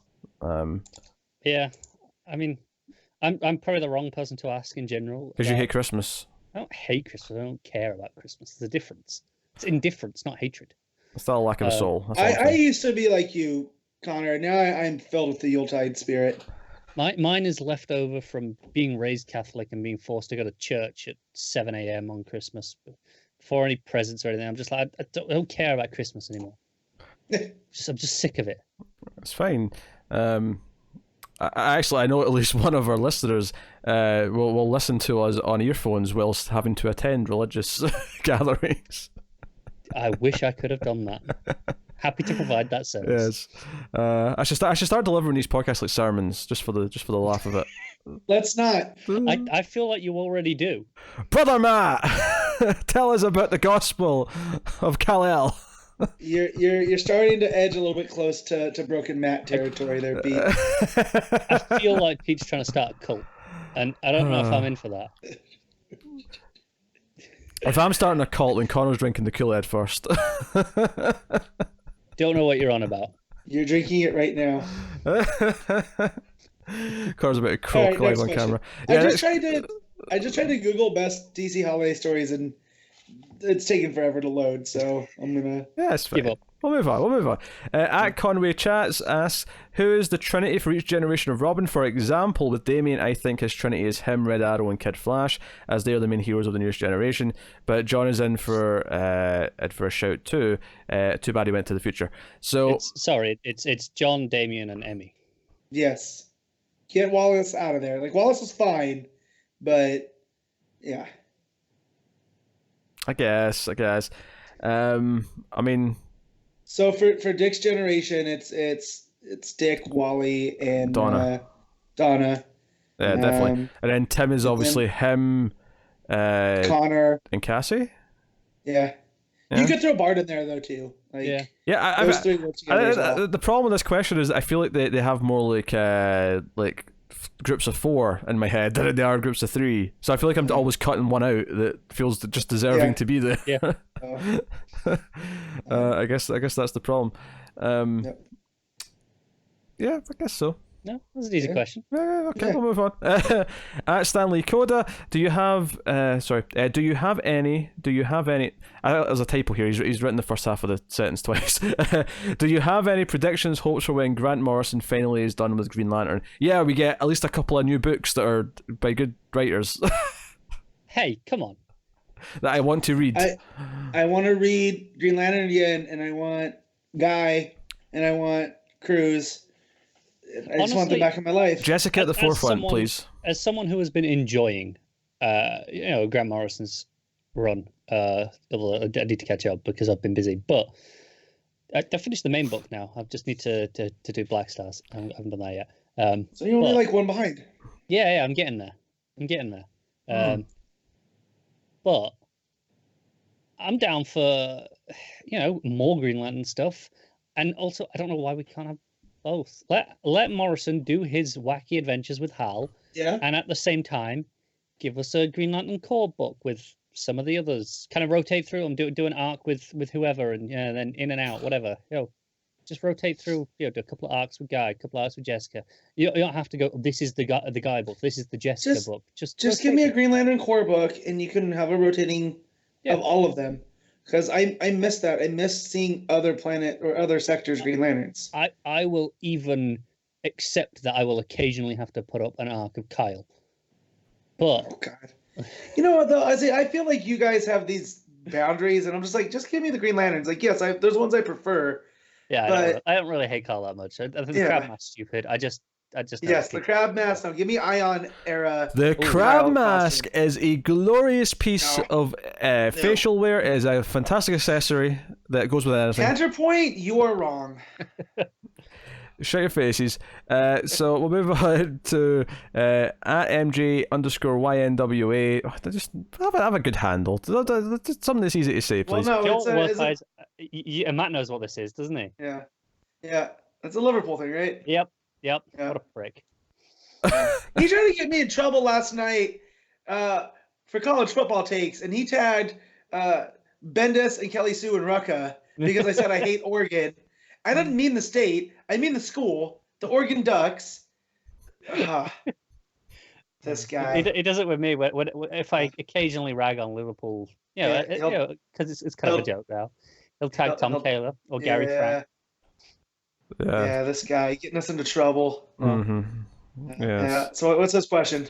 What other Dark Multiverse stories would you like to see? Ooh. Dark Multiverse where Jason Todd stays dead. Actually, that's just a multiverse.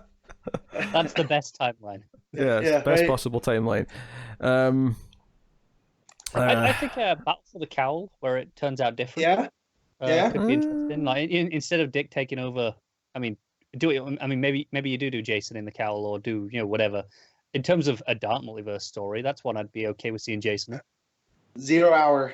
I want to see what happens if when what's his name takes over, Monarch, yeah. Oh, I've got one. Yeah. Batman Hush, but Tommy Elliott pulls it off and it successfully becomes Bruce Wayne and no one knows. Oh, that's good. Ooh, yeah, that's a good one.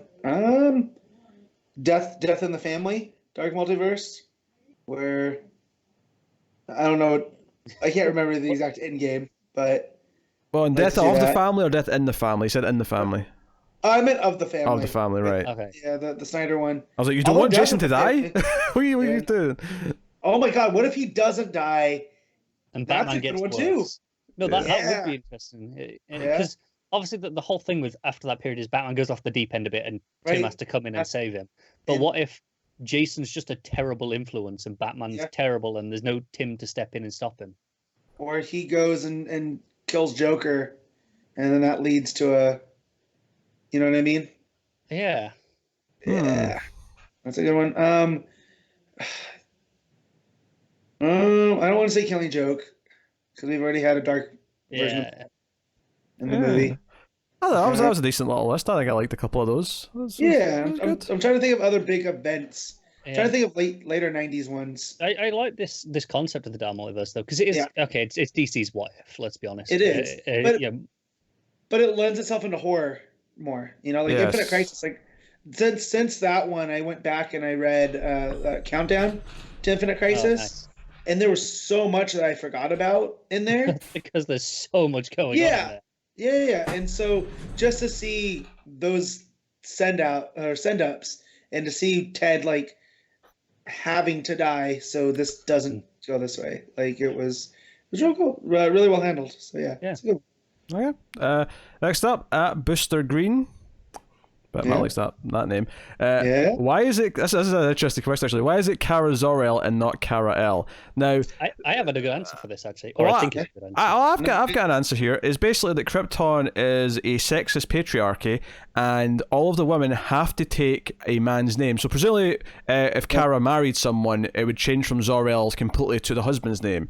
So I presume that Lara is... No, because Superman's mom's name is Lara Lorvan because her dad was Lorvan.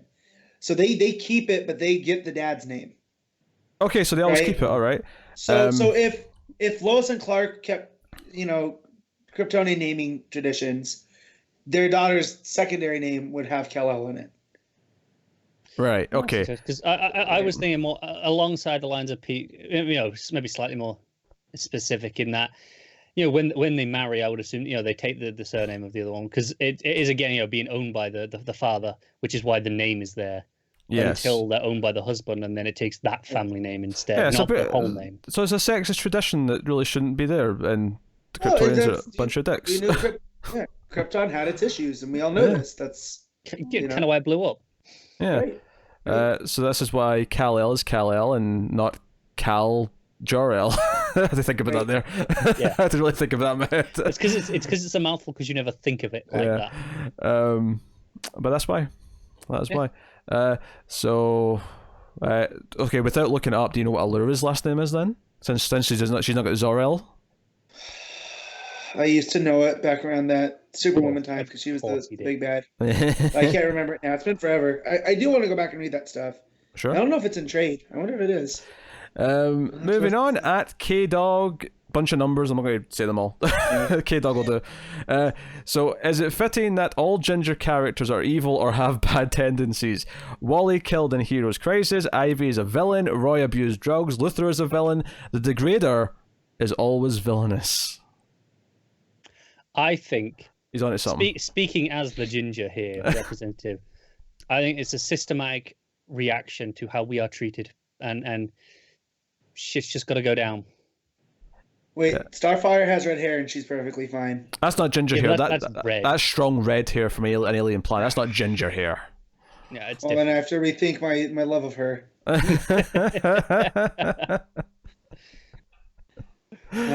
don't know. Her skin is closer to my hair than her hair is. So, there's something to be said. That Gingers. I'm telling you, it's a reaction to how society treats us. It's got to come out somewhere. You laugh all you want, but just you wait till you die in your sleep. That's in a very unhealthy way. Yes, because I'm not going to assume that Gingers are actually nice and cuddly with that threats like that. It was. I had to look this up, but yes. It's Allura NZ. NZ. Yeah, IN-ZEE. I love about that. You could sort of do a joke. It's like Allura NZ car, Allura NZ house. Yeah. Although the Supergirl TV show has her listed as Allura Zor-El, which goes against the. So they went with what I assumed it was. Right. Right. Okay.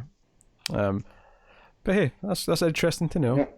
I feel like I've learned a bit of trivia there. All right, so we have a couple of questions from @Mavic_Chen.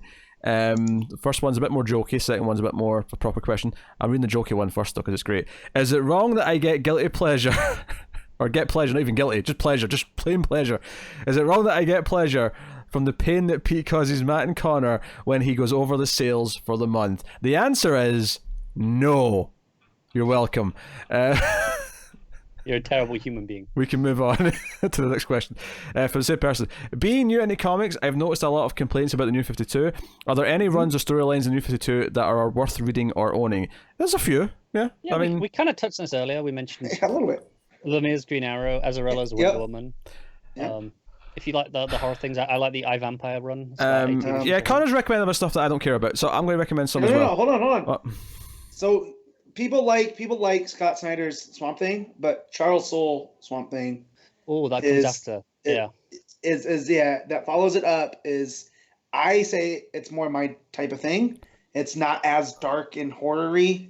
I prefer Snyder's one. I think Snyder stuff that interacts with Animal Man. I think Animal Man's the better book of the two, but I think all their stuff interacting with the red and the green I really like. Yeah, I agree with that. I think they're a great complementary pair of books, and then Soule's Swamp Thing comes after. It's just it's a light-hearted cap, a little romp, and it's a lot of fun and worth checking. It's much more of a superhero book without being overtly superhero, because he's still he's not building a team, but he's building up the green after the events of the Snyder stuff. So it's I highly recommend that one. I have that entire run signed by Soule. So because he was so cool. Charles Soule's up for me, but I highly recommend Animal Man by Lemire and Snyder's Swamp Thing to go along with it, because they kind of interact and companion. And they're kind of a decent length as well. Animal Man's about 29 issues, Swamp Thing's about 18 if you're just going with Snyder's run. So the Yang Superman stuff later on, it's pretty good, worth checking out. Was he Action or Superman? I think it was Superman. Okay, Superman. Gene. Because Pac was on. Oh, it's not. Pac had left by that point. Pac had left Action by that point. It was someone else. Yeah. Who the hell was on Action after that? I don't remember. Pac's Action's real hit or miss. That's why I don't recommend it. The first arc is a lot of good. There are parts of it that are great, and then other parts that are just like, There's two or three arcs in Action Comics from Pac that's really good when Superman's got the beard that are really, really solid. Yeah. And then the only other thing that I'd really recommend in general, and it's a longer one, but I'd say generally speaking, Jeff Johns' Justice League is worth reading. There's some low points in it, but it's a lot of good stuff in there. But it builds. It's solid, Yeah, it builds. Like, he tries. It kind of goes off the rails with Trinity War, which completely superfluous. We did not need three Justice Oh Leagues. yeah, but all the best stuff comes after that though, so I wouldn't really say Yeah, that's when it goes that's what I off the mean. rails. So when Yeah, but to me, Matt, when you say it goes off the rails, it means that from that point on it's bad. no, but I just mean that story. It just takes a detour. Takes a detour. Yeah, it's not good. But Forever Infinity Evil War's not good. Forever Evil is an event, and all the tie-in issues from Justice League and JLA I enjoyed, and then I liked the stuff with like Cold and Luthor in Justice League, and I thought Darkseid War went on too long, but I did more or less enjoy most of it. So The most I've ever liked Cyborg was in the Justice League during Forever Evil, where he's basically he's getting rebuilt, and we get his origin, and you can tell that John has a real good love of him. Yeah, honestly, thinking about it, I think Forever Evil and the tie-in issues to that from the two ongoing books is probably my favourite section of the New 52, just in terms of like I was the most excited just in general during that period. Was really good stuff. Just to throw out another really underrated and under-talked about book, criminally so, Demon Knights. Yeah. It's both fantastic. both Cornell and Venditti. Yeah. I mean, Venditti doesn't get enough of a run, but Cornell's is super really solid. And if you want to see some like history of the DC universe sort of stuff, you can't go wrong with Demon Knights. Well, sure. And then Manipul and Buccellado's Flash, and then just stop after that. Don't need to read the Venditti stuff. I agree with that. Yeah. Next up, at Chris Bracefield asked, you have an unlimited budget and you get to commission one artist to draw one character. What are you buying? So money's no object. I'm thinking that's such a big question that I'm like, do you want someone who you already associate with a character, like for example, like Gary Frank doing Superman, like do you want to do something like that, or do you want someone of that caliber drawing someone you've never really seen them do before, but you think it would just be really cool? I mean, I feel like what directions you go. Yeah, I mean, the quick thing that jumps to my head is just getting Alex Ross to do whoever I want, basically. I don't dream big enough. There's something about Alex Ross like doing like just like all of his pages that he's ever done or pinups that he's ever done of Superman just floating above Metropolis all look like stunning, and it's they have this majestic quality to them. I love his spotlight covers that he did on JSA. Yeah, those are all really good. Yeah. Okay, I'll do something a bit weird. But I'll go with Matina, who does all those great Batman variants. Yeah. But I want him doing Jessica Cruz. There you go. That's my quirky pick. Where I do a pair that's not something you necessarily associate with each other. I think a Nicola Scott Poison Ivy would look pretty cool. There you go. I don't think I've ever seen Scott do Ivy. I mean, I might be missing something. I can't recall any examples of it, but I love Scott's art regardless. So that one might be. Also, Lou Pacino, I'm a big fan of. Sorry, just a quick question. Does it have to be like a DC artist, or is it just I can be any artist, yeah. Oh, okay, right. Then I mean, I think they have to be like alive and working. I think that's the only. All right. In that case, it's Jamie McKelvey, and Kite Man. Just like no. So I don't want to say Superman because that's boring. Wonder Woman. Actually, no. I think he did a great. Do you know what I'm going to do? I'm going to go to Alex Ross with my budget, whatever the budget is that's unlimited, and I'm going to say, Alex, I want Goatman. And he'll be like, who? And I'll be like, here, read this. I'll hand him Tim's comic. And I'll get Alex Ross Goatman. Someone over from Koi Pell Superman. I'm sure there's one out there, but I'm sure Koi Pell Superman. The store is already so good. Sure. All right, so we'll do one last question. This is from the emails.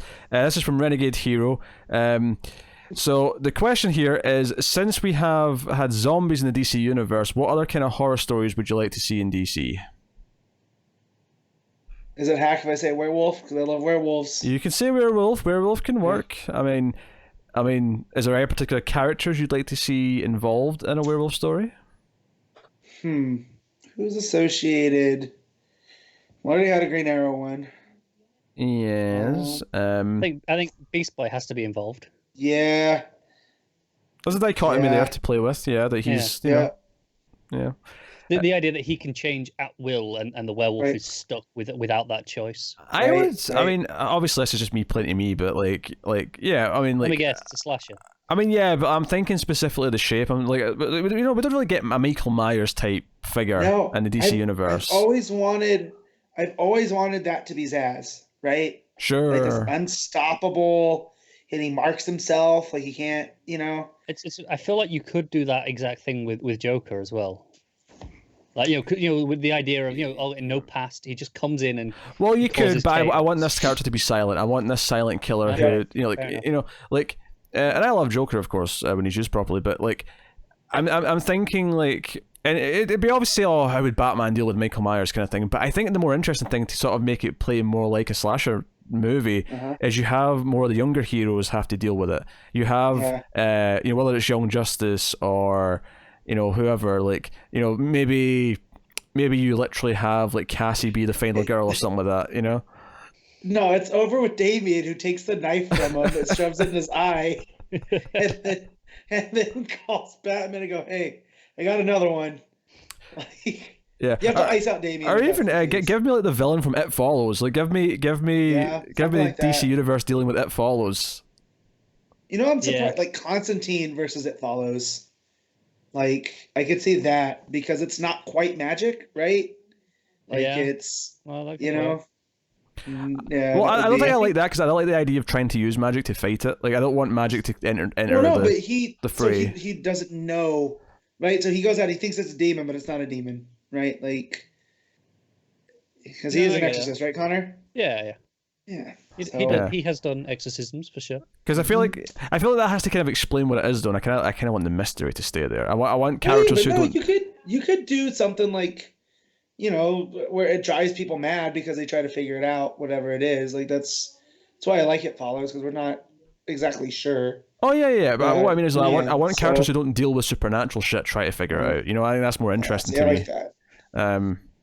I think it's actually kind of hard to fit like a lot of film style horror Yeah. stories into a DC universe because No, the slasher with Zaz though, that's definitely something I want to see. Well, it's know- because usually you have to have a big body count, and we can't kill most of the Yeah. characters in the comic book. It's not that. I feel like it's just the case of most of the people we're putting them against the superheroes, and beyond, okay, we're doing some ghosts or stuff, something, like a haunting or a demon. Right. They can just kind of mostly deal with it. Well, So that's why an unstoppable force like a Michael Myers is interesting for the characters who don't have superpowers.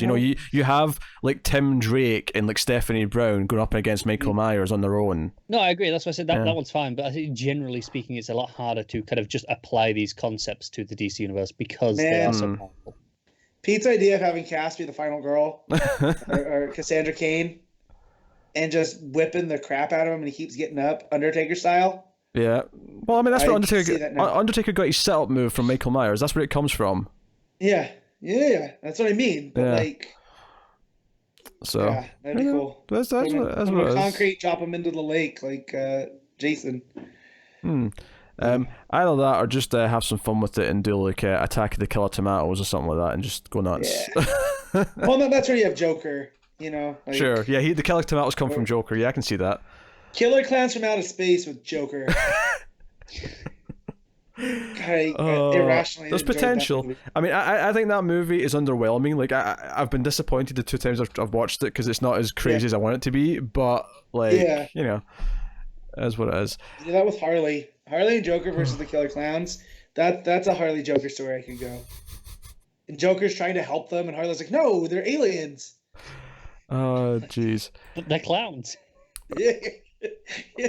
Counterpoint, Harley, you're wrong. Jeez. All right. Well, I think that will wrap up the questions for this week. Matt, do you have to run off before we do our Patreon books? Yep, I'm gonna go. I'm already 5 minutes past my due date. Cool. So well, in that case, Matt can say goodbye to people. yeah, you guys have a good rest. It's we're coming up on a gauntlet the next couple weeks. Yep. So Especially may the Matt, odds by the ever look be of in yeah. May the odds ever be in our favor, right? I'm out. See ya. All right, Matt's gone then because he had to rush off because he's got like a family photo or something. They said the wife's making him do. I can't remember what the exact thing Some was. generic bullshit that we didn't pay that much attention to. Yeah, so we're going to do Patreon books. So this is basically every month on patreon.com/MailFuzzTV.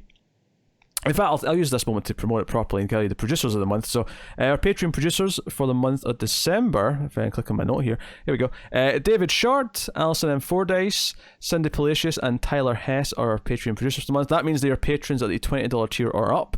But you can support us over there for as little as $1 per month. There's no requirement to be $20. And you support us and you keep the show coming and help pay for all these ridiculous number of books that we have to cover. And you can, of course, get some bonuses for your trouble. Admittedly, this week, I mean, usually me and Matt will do a little wrestling talk that'll go up there as a bonus bit, but this week, because we were tight in time, we didn't do it, but I'm sure we'll make up for it next week. You really want to make up for it next week? Sure, because the pain that it inflicts upon you is worth it. I'm taking it now. So, yes, patreon.com/MailFuzzTV if you want to do that. But one of the things you can do over there, at an even higher tier, is you can make me or Connor read a book. So I think I have one per month just now. Connor has two this month. So Connor's doing one of his this week. I'm doing my this week. Connor probably would have done both, but the other one's not out yet. It's a new book that's not been released. That is, the only reason. This is such a quiet week. I would have gladly done both this week. Unfortunately, wasn't an option. So yes, and Tyler did say that he was going to have a backup just in case it gets delayed at any point. Because if it gets delayed out of the month, that's good. And yeah. I was not even just being delayed out of the month. I was thinking, especially with it being an image book, there's probably a chance he'll take a break after like issue 6 when the arc ends. And I'm like, okay, has he got something in mind for that? That's where the real punishment can begin. But so Tyler's going to talk about Red Hood Outlaw issue 38, Scott Lobdell writing, and someone on art. It's still Rocofort. It's still Rocofort. Yeah. So, remember when I had to read that Generation X? Yeah. Yeah. I think Lobdell's trying to do that here. I think that's what this is supposed to be, to the point where the cover has, because that was all like the younger heroes being kind of trained in the school, right? And that was kind of that thing. This cover has Jason lying there saying, "To me, my outlaws," and it's terrible. I'm just going to do Generation X again 20 years later. Doing it once wasn't bad enough, apparently. It's pretty funny. Yeah, there's two plots in this, obviously. You got the subplot, which is actually where we start. It's a bit of Bizarro and Artemis. They're kind of back in their fortress or somewhere, I think. And basically, we actually open on Ma Gunn.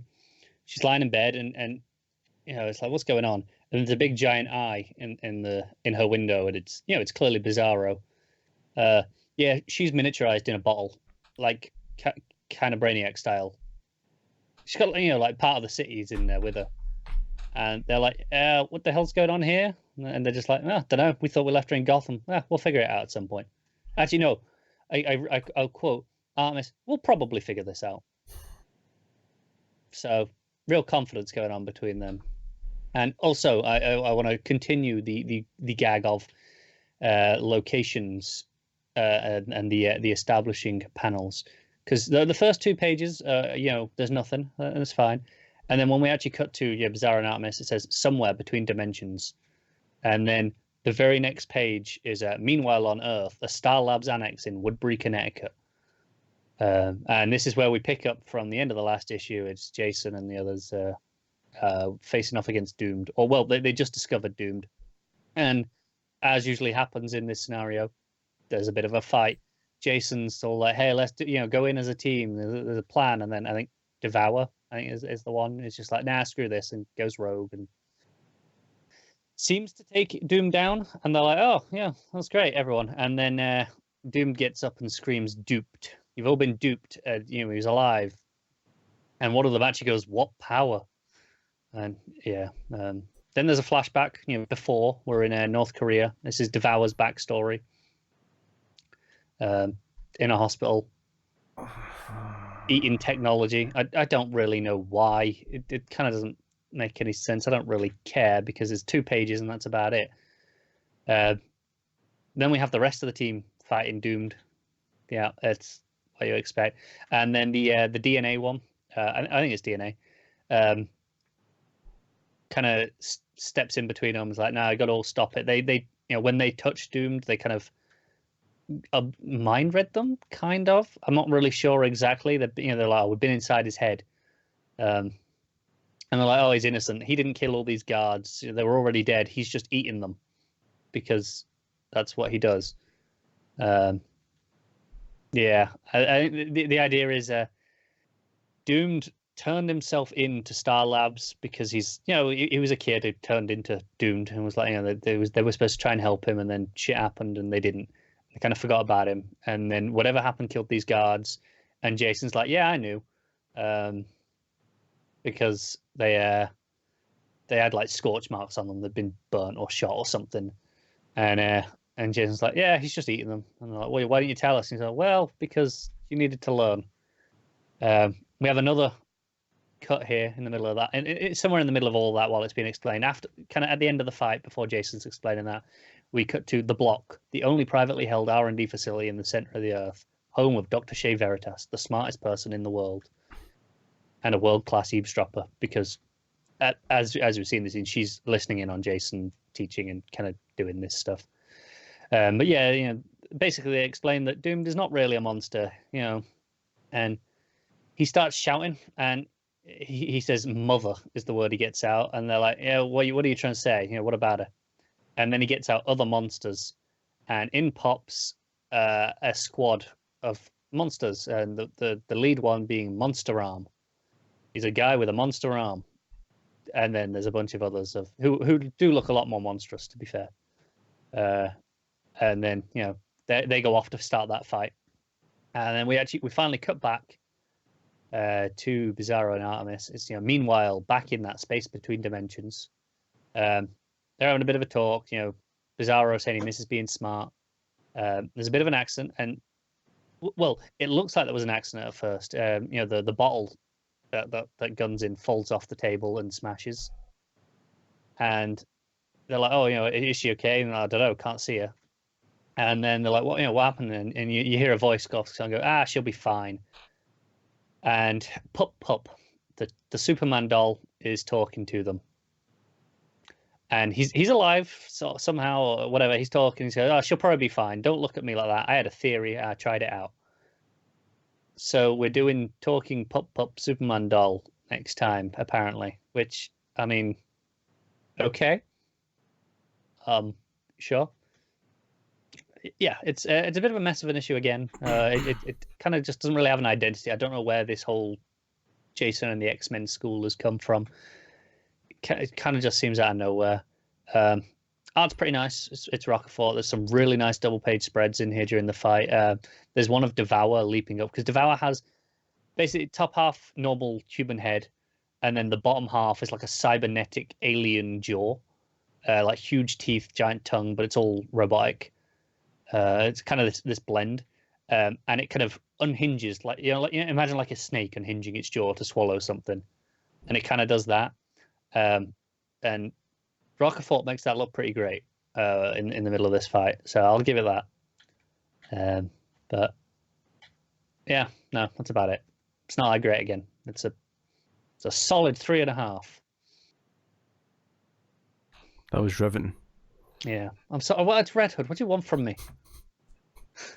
I wonder if Tyler actually enjoys, or not Tyler. Sorry, this is David. Sorry, I apologize, David and Tyler, to you both. But I wonder if David actually enjoys hearing you rattle on about Red Hood for 10 minutes. That was not 10 minutes. 9 minutes. There was some introduction at the start. You did your face. That was like 6 at most. It felt like 15.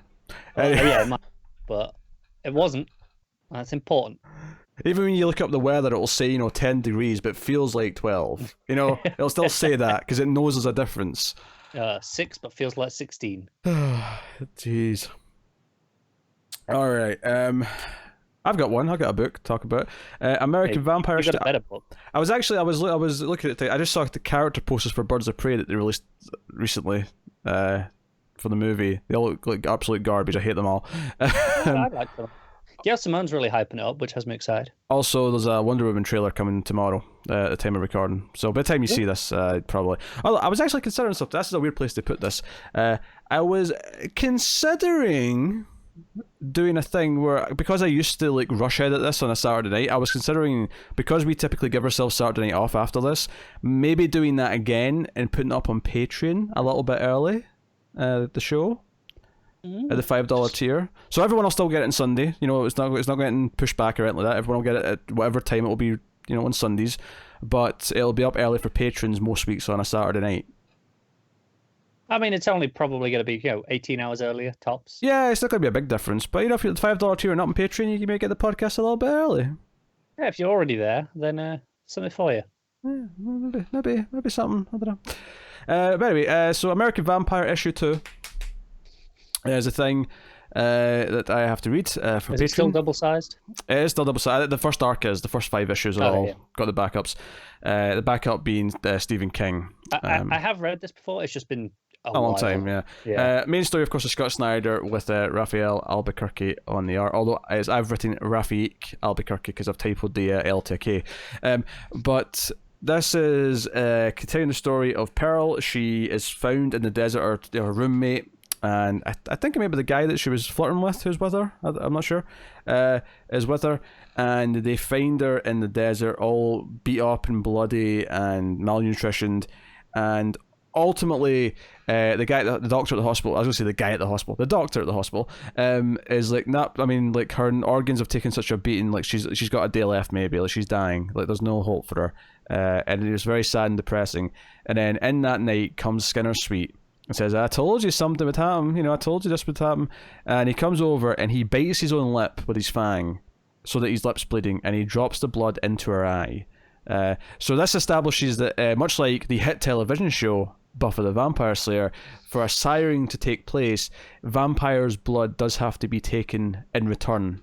Sorry, like the hit television series, as if that wasn't in goddamn Dracula.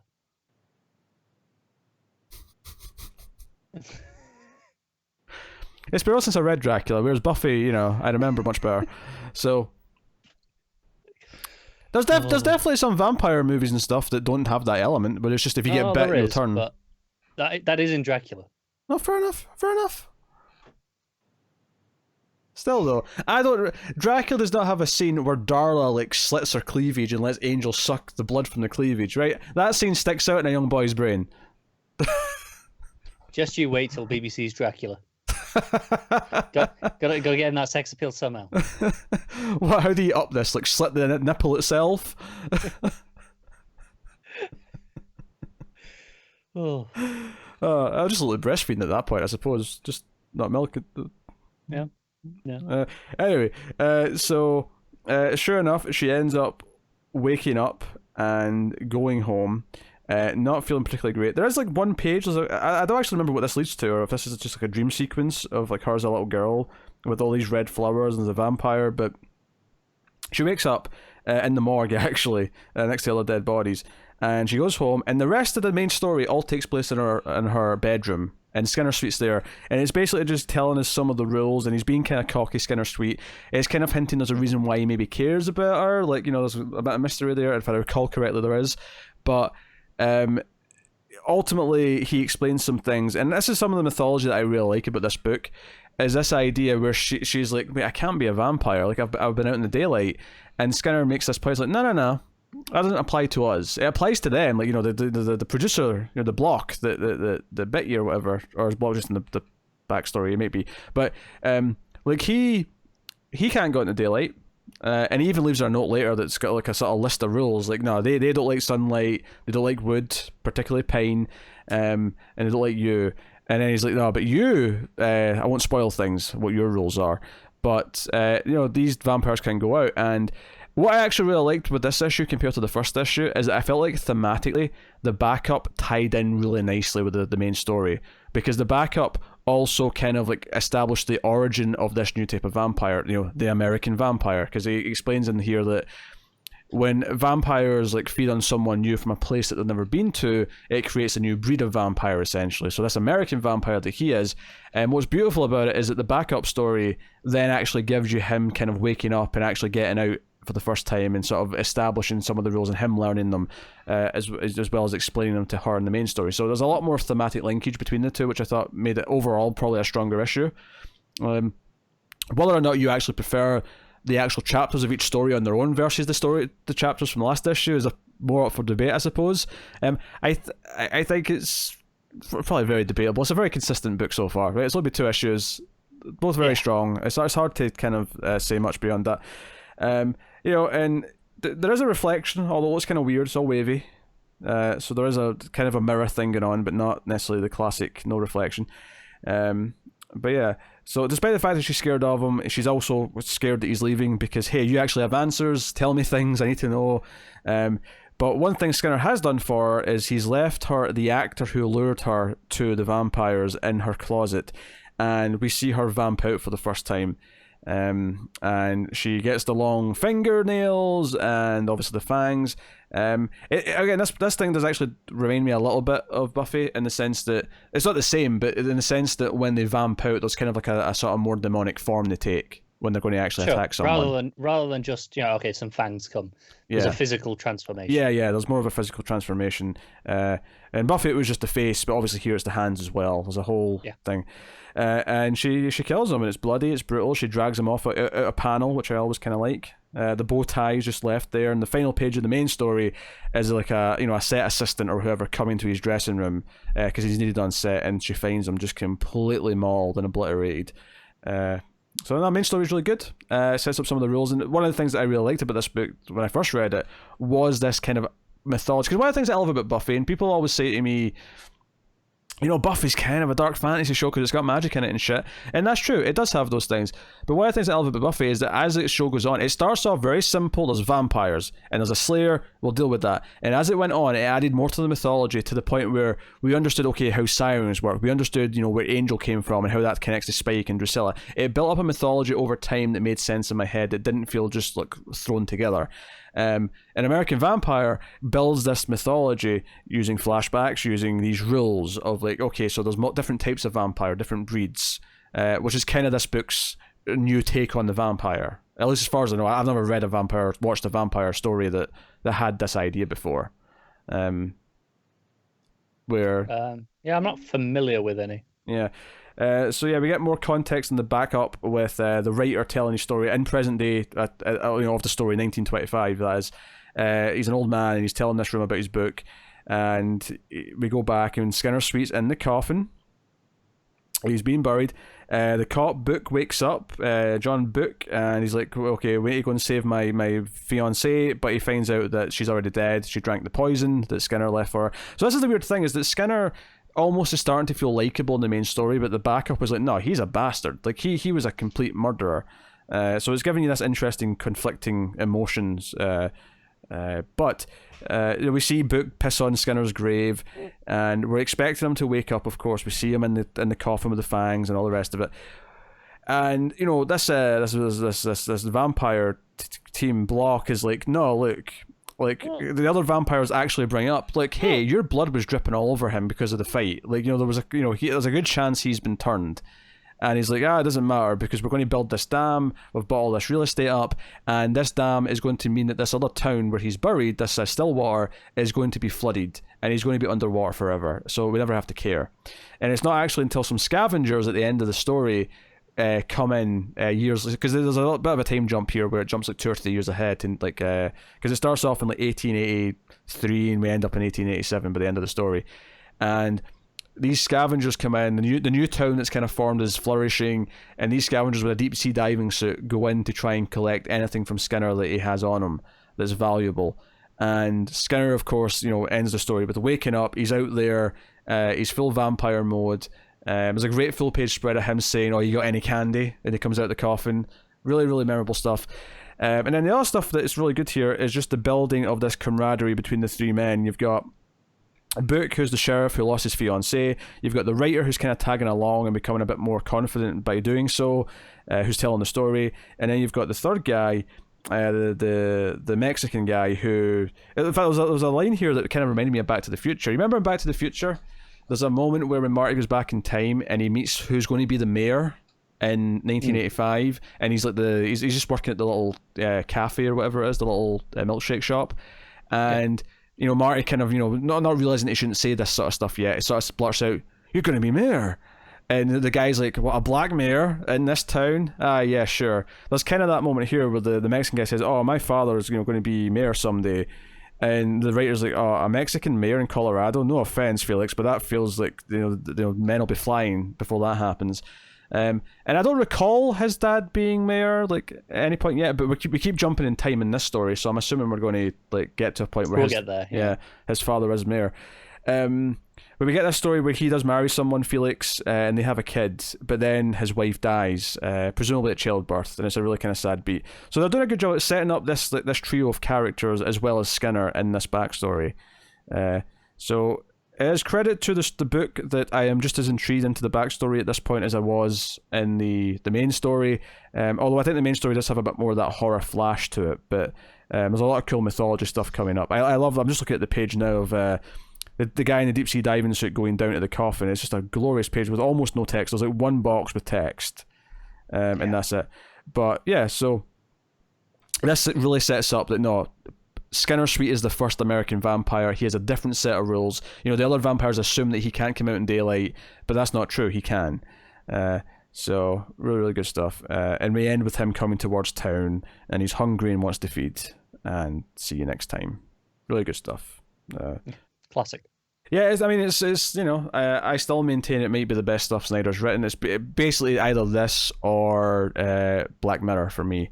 I still have to read Severed in the Wake, so maybe those will sway me. But I think I like The Wake more than Black Mirror. It's so different though, and it's very much a book of two halves that you will love or hate, I think. But I do love it so much. And Severed again. While I love it, I don't think it's on par with those stories. I think it is a little bit below, but it's, if your tastes are into that sort of thing, you'll enjoy it. Yeah, super into it. I mean, I knew I liked this anyway, but like revisiting it and discovering all this stuff again is really cool.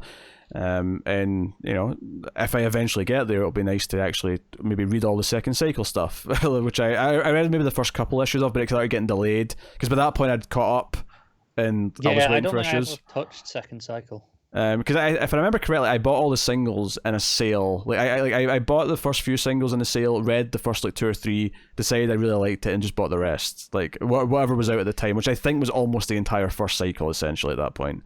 Yeah, I've done that before. Maybe barring like the first anthology, which was kind of in between. But other than that, when it's like a week-long sale, you buy the first couple, check it out, and then go, yeah, I'm going to get all of this. Yeah. So no, that's American Vampires 2. So. Cool.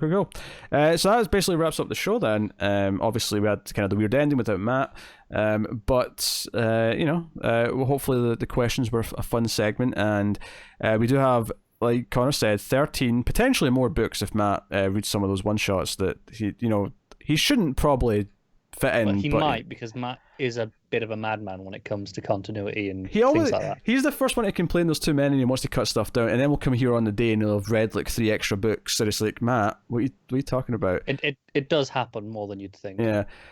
Which is why when I suggest possible bonus shows that he shoots down, I'm like, well, Matt, I mean, you do kind of end up reading all that extra stuff anyway.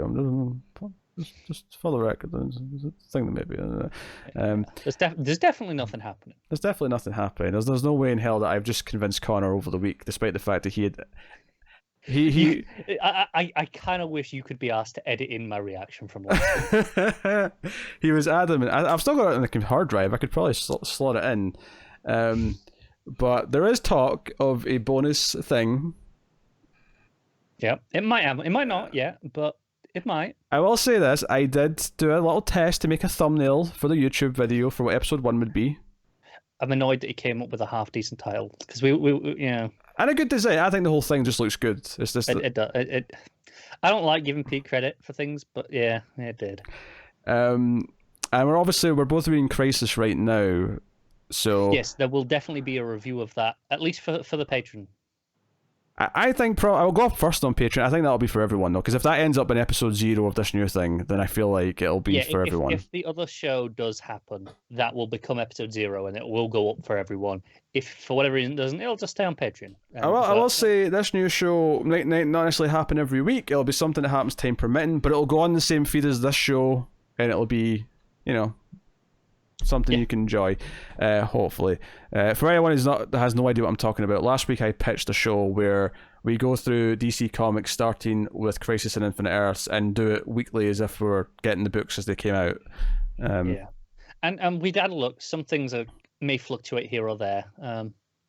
Yeah, but I mean, yeah, we're not going to read things we don't like. Like we'll cut things as need be. Like, and it won't be as strict as. So in the very near future, we have a very big week coming up, and that's being cut into 2 episodes for this show. Oh yeah, we might do that a lot more leniently on that other one. Oh yeah. Honestly, if there's even approaching like 7 or 8 books potentially on the other one, we'll probably just split it into 2 because it'll be a shorter bonus thing as opposed to. But the other show will definitely be early on Patreon. That'll definitely be a perk that patrons get, is they'll get that one early. Probably a week, maybe more than that even. But plans are in place. Yes, plans are in place. I think, assuming all goes well, we should both finish reading Crisis this week and. Yes, I've read half of it, so I'm making pace. I'm on issue 10 at the minute, so I'm in the back, the back end. Yeah, I'll start working away at it again tomorrow. But that is some teases for the future. I asked on Twitter if people were interested in like the concept, and a few people were really enthusiastic about it. So it should be a fun bonus. That we'll be inconsistent giving schedules. But and Matt probably won't be there because probably not. I highly doubt it, but it's the sort of thing we never know. You might get tempted if he's. Yeah, there's no guarantee, but highly unlikely Matt to fit in a consistent schedule. Yes, highly unlikely Matt will be involved in that, but it is a bonus. Yeah. So, but that is that. So otherwise, you can of course let us know what you thought of this week's books in the comments below. You can like and subscribe, all that stuff. You can get us on the Twitters at DC Comics Podcast. Like I said, you can email us questions or whatever else you want. Even if you have a private question, you don't want to be on the show, you just want to ask us something, mftvquestions@gmail.com, or Twitter, of course, DC Comics Podcast. You can do that there. You can like and subscribe, ding the bell on YouTube, make sure you get the notifications. Those things all help, as does, of course, rating the podcast on Apple Podcasts or wherever you get your podcast from. Give us 5 stars and a review, and more people will find us that way because they'll share it out a little bit more and recommend it and that kind of thing. We mentioned Patreon earlier, of course. You can go to patreon.com/MailFuzzTV and support us that way financially for as little as $1 per month. But that is us. So otherwise, check out other stuff that we've got going. It'd be make a lot of sense to mention television for the multiverse, which we should mention anyway every week. But this coming week, of course, the Crisis crossover is airing. So our episode that goes up midweek will be reviewing those first 3 episodes of Crisis. So that should be fun. We hopefully. Are tentatively looking forward to it, despite all the shit we said about the CW shows earlier. Even last year, when those shows were probably not as bad as this, but not good. That crossover was pretty great. Yeah, we're hoping the crossover is good. So you check out that. Check out other stuff. I'm wearing a Screams After Midnight t-shirt right now, so check out that horror movie podcast that I did with Tim, and check out other stuff. But that is us. So thank you once again for watching or listening. We always appreciate it. Keep reading DC Comics, guys. But remember to never get lost in the Speed Force.